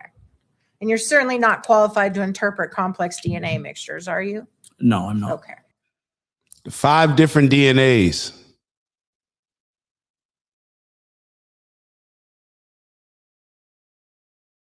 And if it is, and that's a good thing, a good point that Matt brings up. If it is family members, then I guess it won't be anything. But let me just kind of take a step back here. I think that a lot of things can be true with this Charlie Kirk situation. I think a lot of things can be true. I think that if people are looking at what is going on with Erica Kirk looks extremely strange. I had audio that I was getting ready to show, maybe play on the show, maybe a couple weeks ago with Erica celebrating. Maybe this is a good time to play it. Hold on. But the things that Erica Kirk is doing, this stuff does not make sense. I am convinced that it is not the story that they gave to us. I'm not saying that it wasn't Tyler Robinson that shot Charlie Kirk. I don't know what it is. But when it comes to Erica Kirk, how she's acting, the things that she's saying, it seems crazy the way that she's acting. Crazy. Let me play, if I can find this audio. Hold on. Let me see. Erica Kirk audio. Let me see if I can find it. Damn, I had it saved. Let me see. Here it is. Got it. Take a listen to this. This is after, obviously, Charlie Kirk passed away. Like, Hi, everybody. I still love all these emoji Zoom things. Wow. I don't even know where to begin. The fact that we were able to pull off an event of a century, like, it's just insane. We had over 275,000 people that attended, and stadium overflow, Westgate, insane, you guys. And then you have, was it 100 million? You guys that heard the gospel and all about Charlie and all about everything that you guys do, and the hard work of Turning Point USA is insane. We had thousands that were registered to vote. I think we're at like over 200,000 for merch sales. Don't quote me on that because y'all may be saying, well, she's the CEO now. She shouldn't be the CEO, in my opinion. Based on how they were structuring everything, real conservative, she should be at home with the kids, right? Isn't that what Charlie Kirk's pushing? What do they call it? Trad wife or something like that?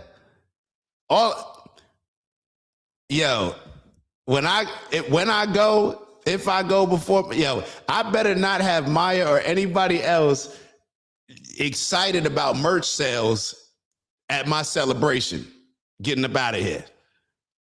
I better not ever hear merch sales. We pulled off the event of the year. You're talking about your husband's funeral here. So all this stuff, and it's not just this, obviously, but it's an accumulation of things that have come out. She clearly, she was involved with another guy. She said that she never dated, said that she never drank, but she was also on a reality show. She was doing movies with like the CIA. I don't know if y'all saw like a lot of these creepy videos coming out with her. It just comes across a little bit weird to me, strange. I have no evidence as far as what Erica Kirk was involved. I'm just talking from the standpoint of this is coming across extremely strange to me. But I don't, what did Yuki write? I couldn't even talk about my dog who died without crying for over a month. A dog. This is what I'm saying. Hold on, what did Finn write? He said we're gonna be all about the merch, bro. Like, just damn. And who knows what this is? Maybe this is just her not handling the situation correctly, but it's also the fact that when I talk to people who are experienced with guns, you know, they say that that couldn't have been the right gun. There's just a lot of stuff around this. And I meant to look up, didn't the guy George Zinn, wasn't there just an update with George Zinn? Hold on, let me look. Didn't like George Zinn just plead guilty to something? Hold on. Did George Zinn just plead? I just saw this on my timeline. I didn't click on it. I think I saved the video to come back to, but I never ended up coming back to it. Let me see. So, all right. So before I start saying that George Zinn pled guilty, let me see exactly what it's for. So I'm gonna go over this with y'all in real time. Hold on. Let me share this. Because I don't want y'all thinking I'm making stuff up. But let me share this real quick. Hold on. Let me see if it's on the screen. All right. Boom. All right. So did George Zinn, hold on. Now I gotta find the screen. I don't want y'all looking at my Best Buy. Hold on. Oh, I just put what was that on the screen? Hold up, man. I could be putting my Google stuff on there. Exit out of that. All right, so now y'all are looking at the right screen without all my personal stuff. All right, so yes, George Zinn did enter a plea and has been convicted in connection with the case following the Charlie Kirk shooting incident in Utah. I want to see what exactly he pled guilty of. So he entered a guilty plea. He pleaded no contest to form a guilty plea to a felony charge of obstruction of justice for lying to police about being the shooter, and also pleaded guilty to 2 counts of second-degree felony sexual exploitation of a minor after investigators found child abuse material on his phone. He faces up to 15 years in prison for each sexual exploitation count and up to 5 years for the obstruction charge, with terms to be served concurrently. That is still weird to me how he jumped up immediately after the shooting and just started saying it was him. Like, that just still comes across. So there's just a lot of strange things. I'm gonna let Candace dive into a little bit more. I don't know enough. Maybe I'm just not interested in it enough. And it's just one of those things where it just seems like something is weird. I don't know. If y'all think that everything is just as it seems, it just seems weird. And maybe this is during a time where we just have such a distrust for the government, such a distrust for a lot of the information that we're given. So now we're looking at everything through a different lens than we typically look at things. So maybe they just got so accustomed to just being able to throw anything out to us and us just accept it as the truth, to where now they're realizing, like, oh, now our usual play, they're actually looking at it in a different way, and it's looking fishy. It's looking funny. So, who knows about that? So the Epstein files are crazy. You need to take a look at that. We've been looking at the Epstein stuff. That all seems crazy. And it goes back to me. To me, it's like, it just doesn't make sense. What did Matthew write? I'll be very much interested in, if anybody has any videos. I've seen a couple different thumbnails, or maybe pointing in the direction that they believe that Epstein is back in Israel. I would be very interested in taking a look at that, doing a deep dive on that, because it just doesn't sit right with me that Epstein was either killed or killed himself.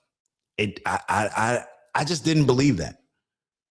I don't believe that. I don't believe, like, Epstein just seems, and if they did kill him, I just think that we would have had like a knowledge bomb drop where it's just exposing everything. Or I don't know whether Epstein, because he just seems too conniving, too intelligent of a person, too slick, too all these different words that we could use to describe him, for him to just not have a backup plan where if things ever went left and he was ever locked up, then he wouldn't have a plan to release certain things, to use certain leverage against certain powerful people to get him out of his current situation in prison. It's just very hard for me not to believe that. Now, maybe that is the case, but I wouldn't be surprised. Yeah, I remember when Pac died and they kept saying, like, Pac, people still think Pac is alive. This is one that somebody could convince me. With the right information, you can convince me to lean. If I had to lean one way or another, whether Epstein's alive or not, you can convince me with the right information to lean that way. I don't know if I probably would never go all the way there, but I could definitely lean in that direction. All right, so let's move on. All right, where do we want to go from here? Speaking of Epstein, I don't know if y'all saw the Melinda Gates commenting on it. Melinda Gates had some things to say regarding Bill Gates. Maybe we'll take a look at that clip. So maybe just a couple more clips and then we'll get out of here. Because I don't want to play the longer clip. Do I want to play the longer clip? Hold on.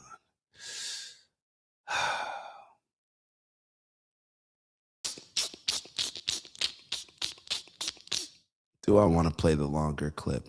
You know what?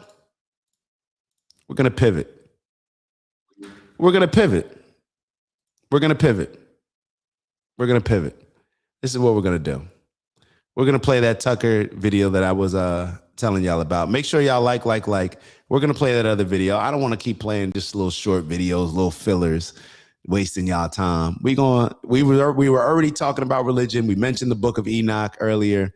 Let's take a listen to this conversation between Tucker and, hold on, I want to make sure that I got this gentleman's name right. AJ Gentile. Gentile. Is that a real name? AJ Gentile? Just funny. We were talking about the Goyams and Gentiles, whatever words that they use to describe us. All right, let's get into it. You're an organization. Throughout the history of the organization, we have records of them receiving bones of giants and artifacts that are kind of hard to explain. We have records of them receiving it, but then they lose them or they deny ever having them. And the Smithsonian, which is a government institution, is exempt from a lot of law. Like not too long ago, a law was passed that if any museums are in possession of tribal, like Native American artifacts, specifically funeral artifacts, they're to be returned to the tribes. Bones, anything, except the Smithsonian. They don't have to do that. May I ask, okay, so a couple things, but I don't want this to slip by. So you're referring to the claim that the Nephilim, as described in Genesis 6, this race of giant people who are a hybrid between the spirit. And hold on, I just want to go back very quickly. Sorry about that. But they were saying that certain museums don't have to report it, but the Smithsonian, or certain museums have to give back certain stuff, but the Smithsonian, because they're a government museum, they don't have to. Let me be clear. They're to be returned to the tribes. When artifacts are in possession, a law was passed that if any museums are in possession of tribal, like Native American artifacts, specifically funeral artifacts, they're to be returned to the tribes. Bones, anything, except the Smithsonian. They don't have to do that. May I ask, okay, so a couple things, but I don't want this to slip by. So you're referring to the claim that the Nephilim, as described in Genesis 6, this race of giant people who are a hybrid between the spirit world and the human world, and they're the reason that God sent the flood. This is all described in Genesis. They were giants. They were great men of old, I think is the phrase. The claim from some people is that's actually real, and the fossil record proves it's real because giant bones, human bones, have been found through the years, and that some or a lot of them wound up in the Smithsonian where their existence was suppressed. Yes. And you're saying there's actually documentary evidence that may be true? Yes, there's documentary evidence that the Smithsonian has received bones and large coffins from not that long ago. We're talking maybe the 50s or 60s. And as recently as the 80s, people have been trying to get access to this information, but they're stonewalled or they just don't have it. And there was one case where the Smithsonian said, yes, we did receive the bones, but we don't know where they are. And well, if you received human bones that were larger than any human bones ever described in literature ever, other than kind of a big story, right? Yeah. Yeah. And you see that story. And an even bigger story that you don't know where they are now. Genesis 6, kind of a big story, right? Yeah. Yeah. And you see that story repeated over and over again, especially in America, for hundreds of years. Even native tribes have stories about giants having wars with giants, driving giants across the country to the famous one is the Lovelock Cave, which is in California. These are the red-headed giants. And red hair has been found in that cave, and giant sandals and clothing that is enormous. Actually? Yes, on display. But it's always an explanation. Oh, it's symbolic, it's allegory, or whatever it is. But that's not what the native people say. They say that this was a cannibalistic tribe that they cornered in a cave and sealed it and set them on fire, essentially. And if you go to that cave, there is residue of the fire. There was one tribal leader who wore strands of red hair in her clothing for years. Could look her up. She's pretty famous. So, do y'all believe in aliens? And what do aliens like? Like, what is your definition of aliens? Because this conversation, they always bring me back to like Men in Black and a lot of these older movies, and how the movies, they always say, are showing us what's happening in the future, or they're showing us certain secrets that they have to expose, but not like expose it in a way where they're telling us that this is what happened. It's just no different than when I look at these movies like I, Robot. And I'm like, yo, how did they make that I, Robot movie? But they probably knew where the technology was going to end up going with artificial intelligence, with robots, things of that nature. So when it comes to these conversations, and I've had some in person where buddy at the beach the other day, I may have mentioned it a couple of weeks ago, I ran into a buddy of mine and he was telling me how his dad was very close with a lot of the presidents and worked for the White House and stuff like this.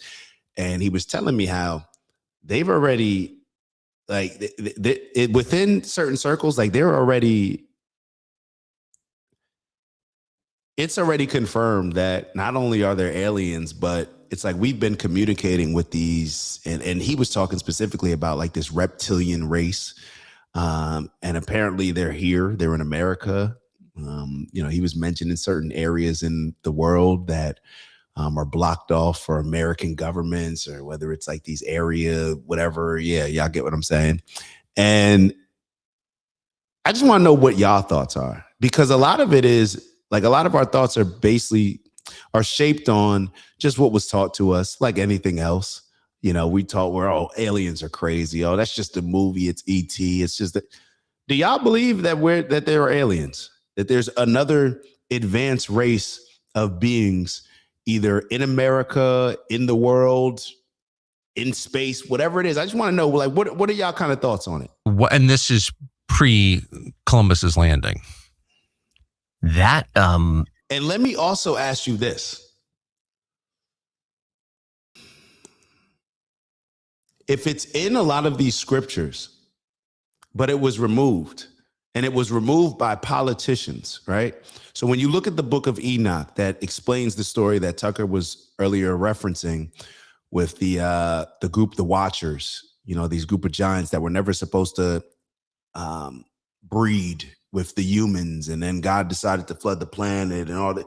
And Enoch, I believe, was y'all gonna correct me if I'm wrong. Enoch was Noah's grandfather, I believe, I believe Enoch was Noah's grandfather. Yeah, but if this was in the scriptures and it was removed, not by Abraham, not by Moses, not by any of these religious figures, it was removed by politicians of the time. Let's say with the Council of Nicaea. So considering that it was removed, do you believe in the book of Enoch the same way that you would believe in Genesis or any other book in the Bible? That's my question, because a lot of these things we look at as like, oh, that's just mythical things. Like, that's not realistic. What did I talk about earlier on the show? I said, it's just not realistic to me that there was a virgin birth. It's not real. Like, it's hard for me to just accept that somebody walked on water. It's just hard for me to accept those things, that a human did these things.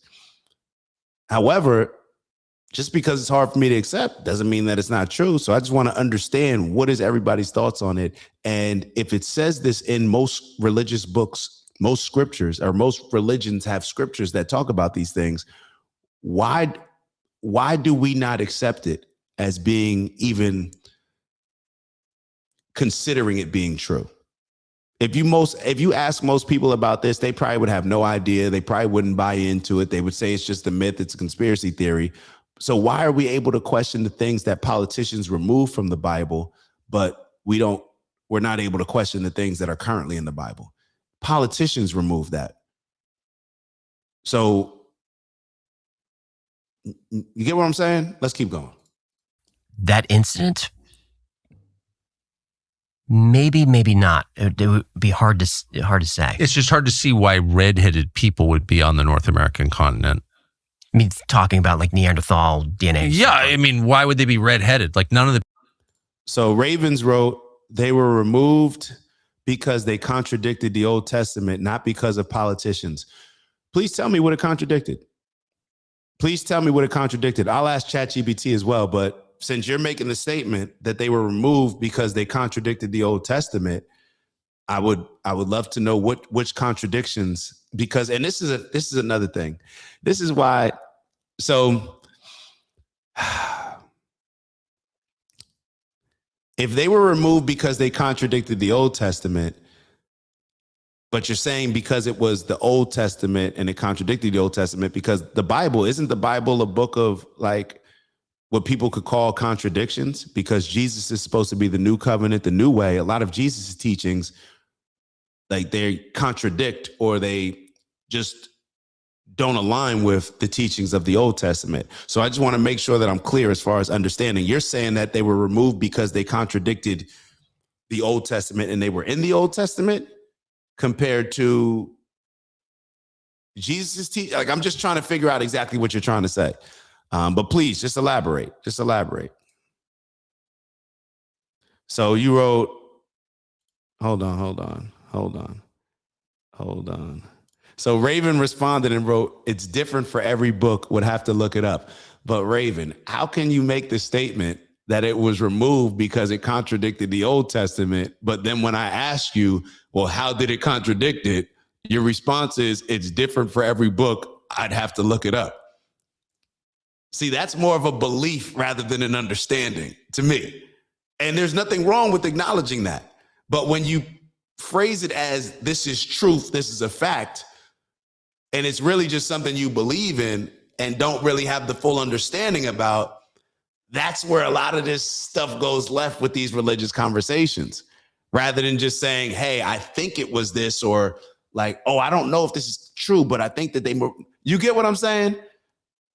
I hope you understand what I'm saying. All right, let's keep it moving. People we believe lived on this continent before the Europeans arrived were redheaded. They were all dark-haired.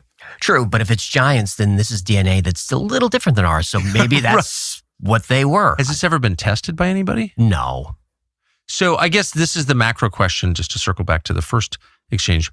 Why would the U.S. government have an interest, clearly they do, in suppressing this and waving people off?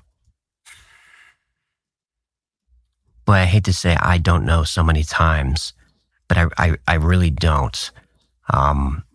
There's a famous story about connected to giants about G.E. Kincaid, who explored the Grand Canyon. This is the early 1900s, I think like 1908, 1909. And his story ended up. Hold up. Come on, Raven. Don't do that. Can't really admonish me for not having perfect memory. Raven, you're sitting in a conversation and you're making a statement as if it's a fact. Nobody forced you to write in the comment section. You write something and you present it as a fact. Then when I ask you, okay, how did it contradict the Old Testament? And you say, I don't know. I have to go back and look it up. And then you're playing victim, saying you can't really admonish me for not having perfect memory. I guess so. That's why I like having these conversations in public, because everybody can kind of see what's going on. You know what I'm saying? All right. Up in the Arizona Gazette, where he was kind of rowing down the Colorado River, and he finds these steps that go into a hole in the side of the canyon. And he goes and he explores it and he's kind of mapping it. And inside he finds basically the remains of an ancient city, artifacts, a giant statue that kind of looks like Buddha, but not quite, hieroglyphics that... Time out. I'm so sorry. I missed this, big bro. My apologies. Oh man. I didn't know what you were gonna write, but I gotta read it. Come on, Robert. You put me in a tough position and I missed this and I started reading it. Good show. Yeah, I get it. All right. Leading with the short dick clip is smart. Many believe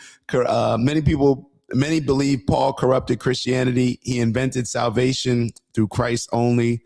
Look up the Thomas Jefferson Bible. So we will do that. Let me make note of it. Thomas Jefferson. I've never even heard of that.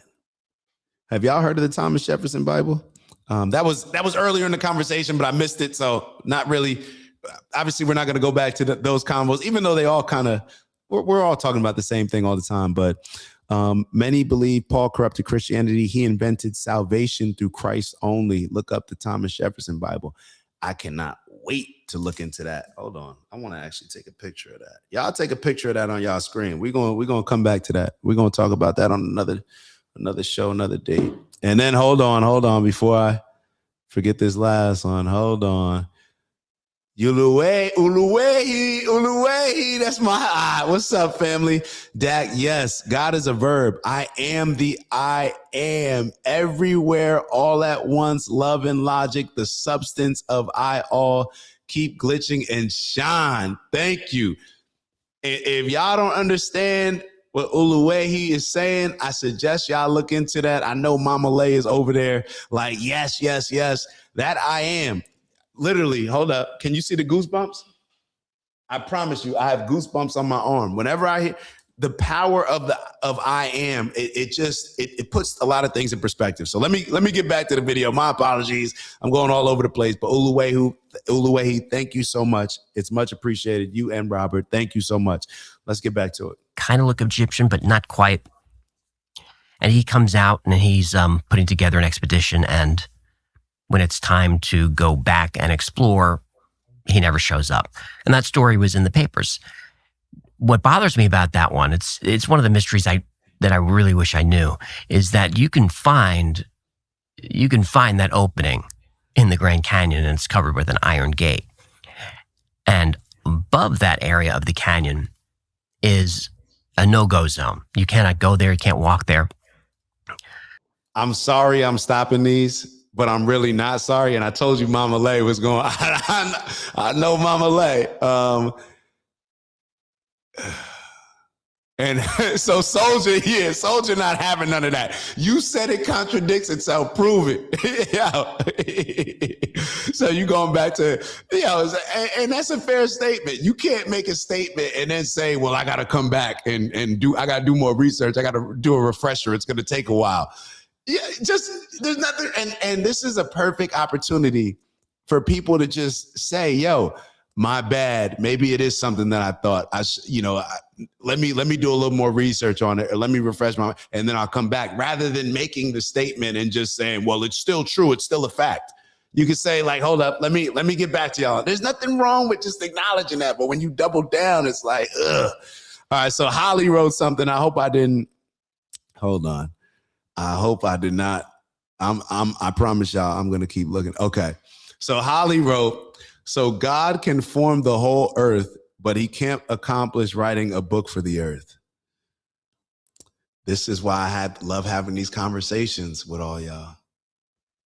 This is why I love so using your logic, Holly, then we can pretty much say that God is responsible for anything, for everything, right? Good and bad, right? If God can form the whole earth, but he can't, this is the problem with, so God did everything. He picked your clothes out today for you to wear to work. He did it so because God formed the earth, now we have to give God the credit for establishing everything. Everything. And this is why I don't put these human characteristics on God like a lot of people do. I just don't. That's not, Let me ask you this. So since Holly's saying, so God formed the earth, but he can't accomplish writing a book. So God formed the earth. He can't accomplish having humanity live in peace and harmony without flooding the planet? Hold up. You said that God formed the whole earth, but he can't accomplish writing a book for the earth. So if God created the whole earth, why can't he accomplish fixing humanity without flooding it and killing everybody? Violating his own commandments, right? Oh, we can't talk about that though, right? Speaking of contradictions, thou shalt not kill, but your God decided to flood the planet because he was upset at the race that he created. Oh, it's already 10:04. We can't get into that, right? Okay, let's keep going with the video. But some people have. And you can see embedded into the top of the cliff there, iron hooks and equipment that would be used maybe to rappel down the side of the cliff. But when you do go there, suddenly white planes will appear. And you can't fly over the Grand Canyon, but these white unmarked planes Can't fly over the Grand Canyon? No. And black helicopters will appear. And you can't do that over the Grand Canyon. You can see this episode on my channel where I linked to the full video of these people going up there, and there are the helicopters, and there's the plane. And eventually their park rangers or whatever throw them off the property. That bothers me. And, you think? And nobody will tell us why. So I've never heard any of that before, but as a general matter, there's very clearly a coordinated, longstanding effort by the U.S. government, specifically U.S. government, to bat away speculation about the past. Yes. And to shut down any thinking about whether or not the things we're looking at could be supernatural in any way. They're all natural phenomena. That's what we know. But anything that suggests like supernatural is just ruthlessly put down. I wouldn't see giants as supernatural. That's an animal. That's a creature. That's a mammal. That's right. So I don't know why that is so dangerous. I don't either. I mean, but that's kind of the question. Like, you see the truth in the reaction, I guess is what I'm saying. Like, why do you care? Right. For how long, how long were the Clovis people were the first people in America? And that was, if you said that anyone was here before them, you were ridiculed. But we keep finding artifacts that are older and older and thousands of years older. And of course, nobody from the Pacific could have made it to the Americas that long ago, but that's been proven that tribes in East Ecuador on the Atlantic side have DNA from Polynesian people. That goes back thousands of years. So there has been contact of civilizations going back as far as we can remember. Clearly. Mm-hmm. And we know that from sacred art, ancient art on, 5 different continents. The screen's off? Yeah, we can't see or hear anything. Do y'all see me? No, we can't. I sent you a screenshot. It says stream unavailable. Suspended for policy violation.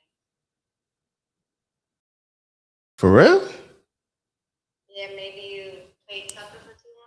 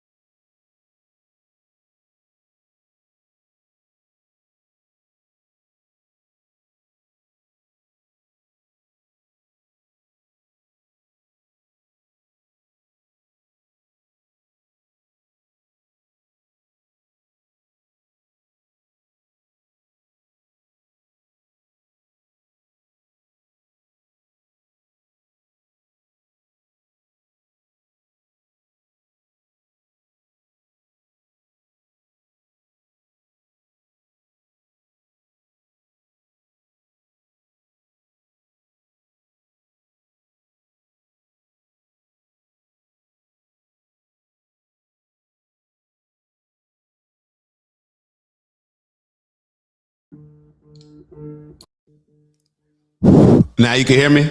I got it. I don't know what's going on. Look. You good? You can hear me? Yeah, you can hear me. Don't worry. They can hear me. I feel it. All right. Y'all can hear me?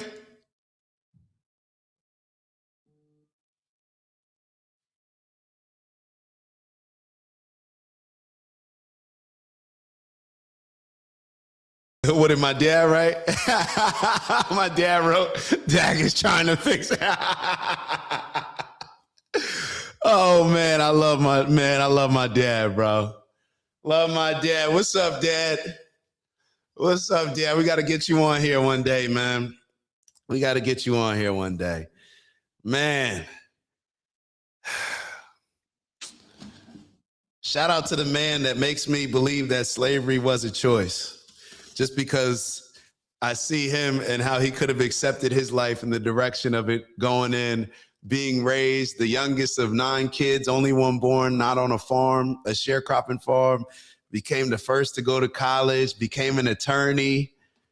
All this stuff is a choice. Come on now. Even though he may not agree with me about that statement 100%, but you led me to believe this. But no, all joking aside, my parents, my dad and my mom are largely responsible for like what y'all see, and not just what y'all see as far as like who I am today, but just how I think and just how I'm comfortable just questioning certain things. They always made me very comfortable questioning stuff. So definitely that is greatly appreciated.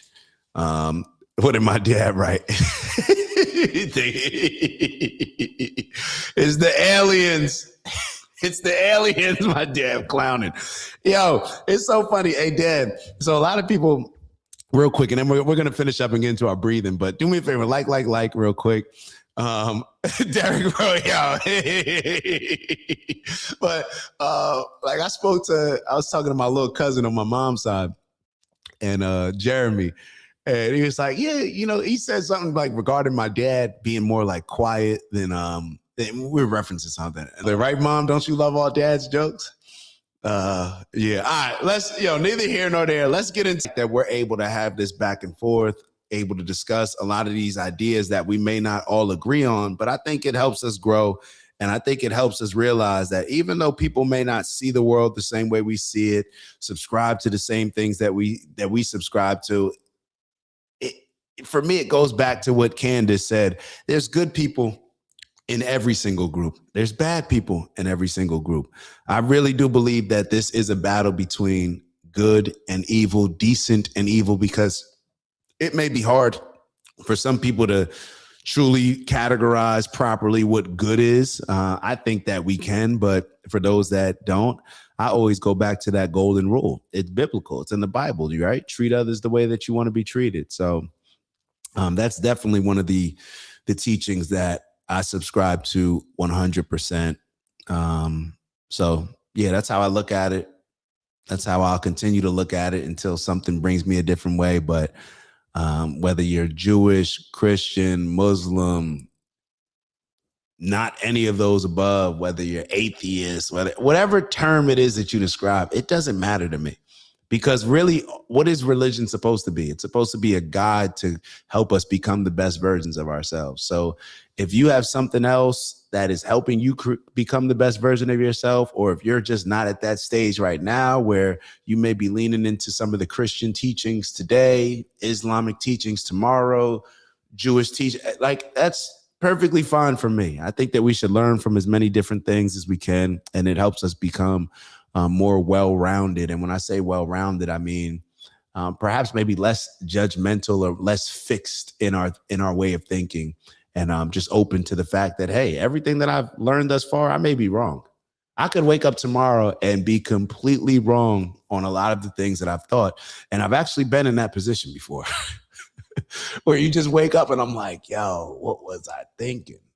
And it happens, and it's okay. And the faster we acknowledge that, and perhaps the louder we acknowledge that, it allows other people to acknowledge the same thing. So I love Jesus. I love more like those people that are bringing positivity to the world. So That's my stance. He thinks that I'm going over there to kiss the wall. Abu Han, watch, yo. If I ever do go over to Israel, Abu Han is gonna be on me. He gonna pop up like I'm getting ready to kiss the wall, and Abu Han, he's gonna pop up out of nowhere, just like, hey. So let's get into the breathing exercise. Let me find that real quick. Shout out to our big bro Steve that introduced this breathing exercise to us. Let me make sure I got the right.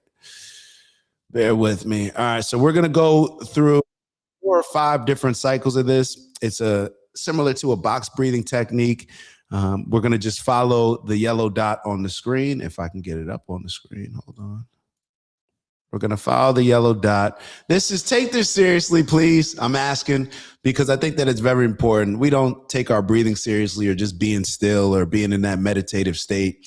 And I think that we can, get a lot from this. And I'm going to be closing my eyes. Obviously, you got to look at the yellow dot, but based on the sounds, I'm going off of the sound so I can understand when it's time to exhale, inhale, hold my breath accordingly. Once you go through the first cycle, you should be able to figure it out. But to each their own, let's get into this box breathing. We're going to start with an inhale as soon as I press play, and I'm pressing play right now. And remember, hold up. With every inhale, still remember to be focused intentionally with inhaling positive energy, and every exhale, getting rid of any wasteful energy that we may have built up. So let's inhale, ready, begin.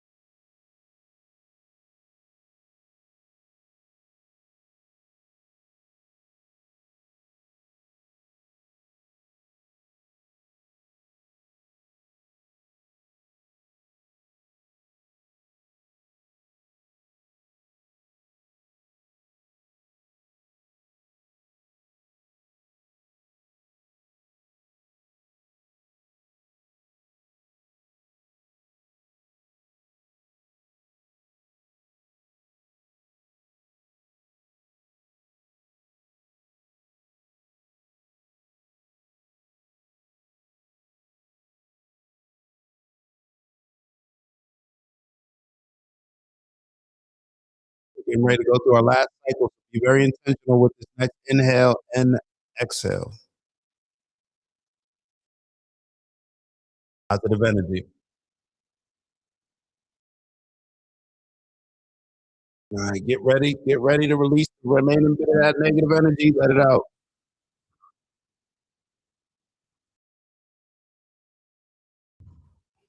All right. Y'all know what we come here to do. Elevate on purpose, both from an intentional standpoint, as well as raising our standards to become the best leaders and followers and everything in between that we need to become. Let's challenge ourselves to grow and develop into people that can maximize our individual potential. So therefore we can maximize our impact on the rest of this world. That's the goal. Let's impact the world in a positive place. We talk about making an impact, and we always reference like that personal legend. What's going to be your overall impact on this world? So I think that that's something that we should always be thinking about, be guided by, and always reference. So strength and honor, onward and upward. Let's get to the bag. The bag is going to be, what are we focused on as we're living in our purpose, striving for that purposeful abundance? How are we going to make sure we're on the right trajectory, moving as efficiently as possible to make the impact that we want in this world? We got to figure out exactly what we're focusing on. So what I like to focus on, peace, love, happiness, health, wealth, and in everything we do, integrity and balance. Got to add that in there with the sprinkle, a lot of sprinkle. Of perspective. Yeah, perspective. So maybe perspective seems to be a reoccurring theme for a lot of these shows. So appreciate y'all as always. Let me see some wise words. We always like to end with some wise words from the family that I'm blessed to have with all of you all. And whether I agree or disagree, I'm trying to, this is family, right? So this is what we're here for. Yeah, we protect our own. We protect what we have here. You know, the ability to have these conversations in a respectful way. So I'm definitely appreciative. Education is the passport to the future. For tomorrow belongs to those who prepare for it today. Malcolm X. I think I heard, who else did I hear somebody say something like this? One of these basketball legends, these coaching legends, they were talking about, if you have to, like, when the opportunity comes, if you have to prepare, then you're already late. You know, I think y'all get what I'm saying. I'm probably saying it wrong, but y'all get what I'm saying. There is nothing impossible to him who will try. Whoo, Alexander the Great. Come on, baby.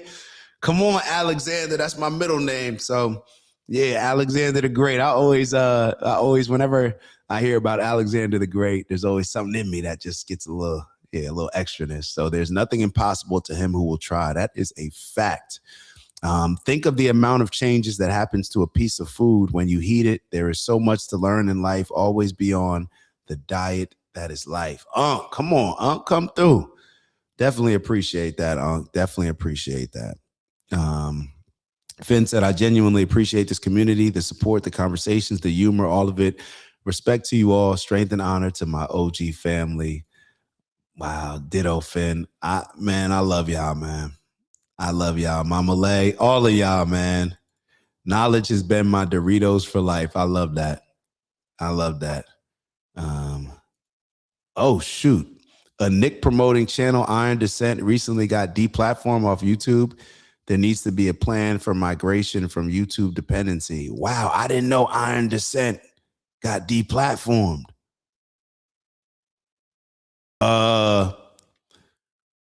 Tomorrow, hold on. Let me be very clear. Tomorrow, we will have a plan of action. We will have a plan of action, and it'll be on Patreon, Twitch, and Rumble. We'll have a plan of action. We already have pages on these channels. Wow. All right, we'll figure it out. We'll figure it out like we always do. So thanks for putting that in my mind.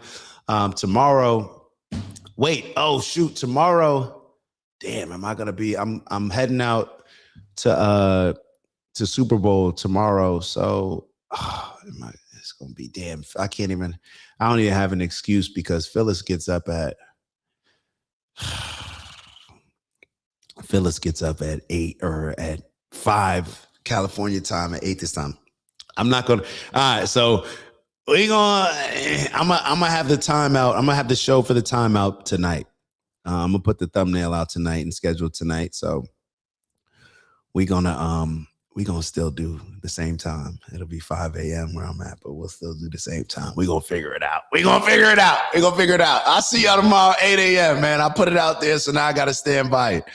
If Phyllis gets up at 5 a.m., then I can get up at 5 a.m. Especially, it's not like, I can adjust. And but yeah, we'll figure it out. I'll see y'all tomorrow, 8 a.m. Love y'all, appreciate y'all.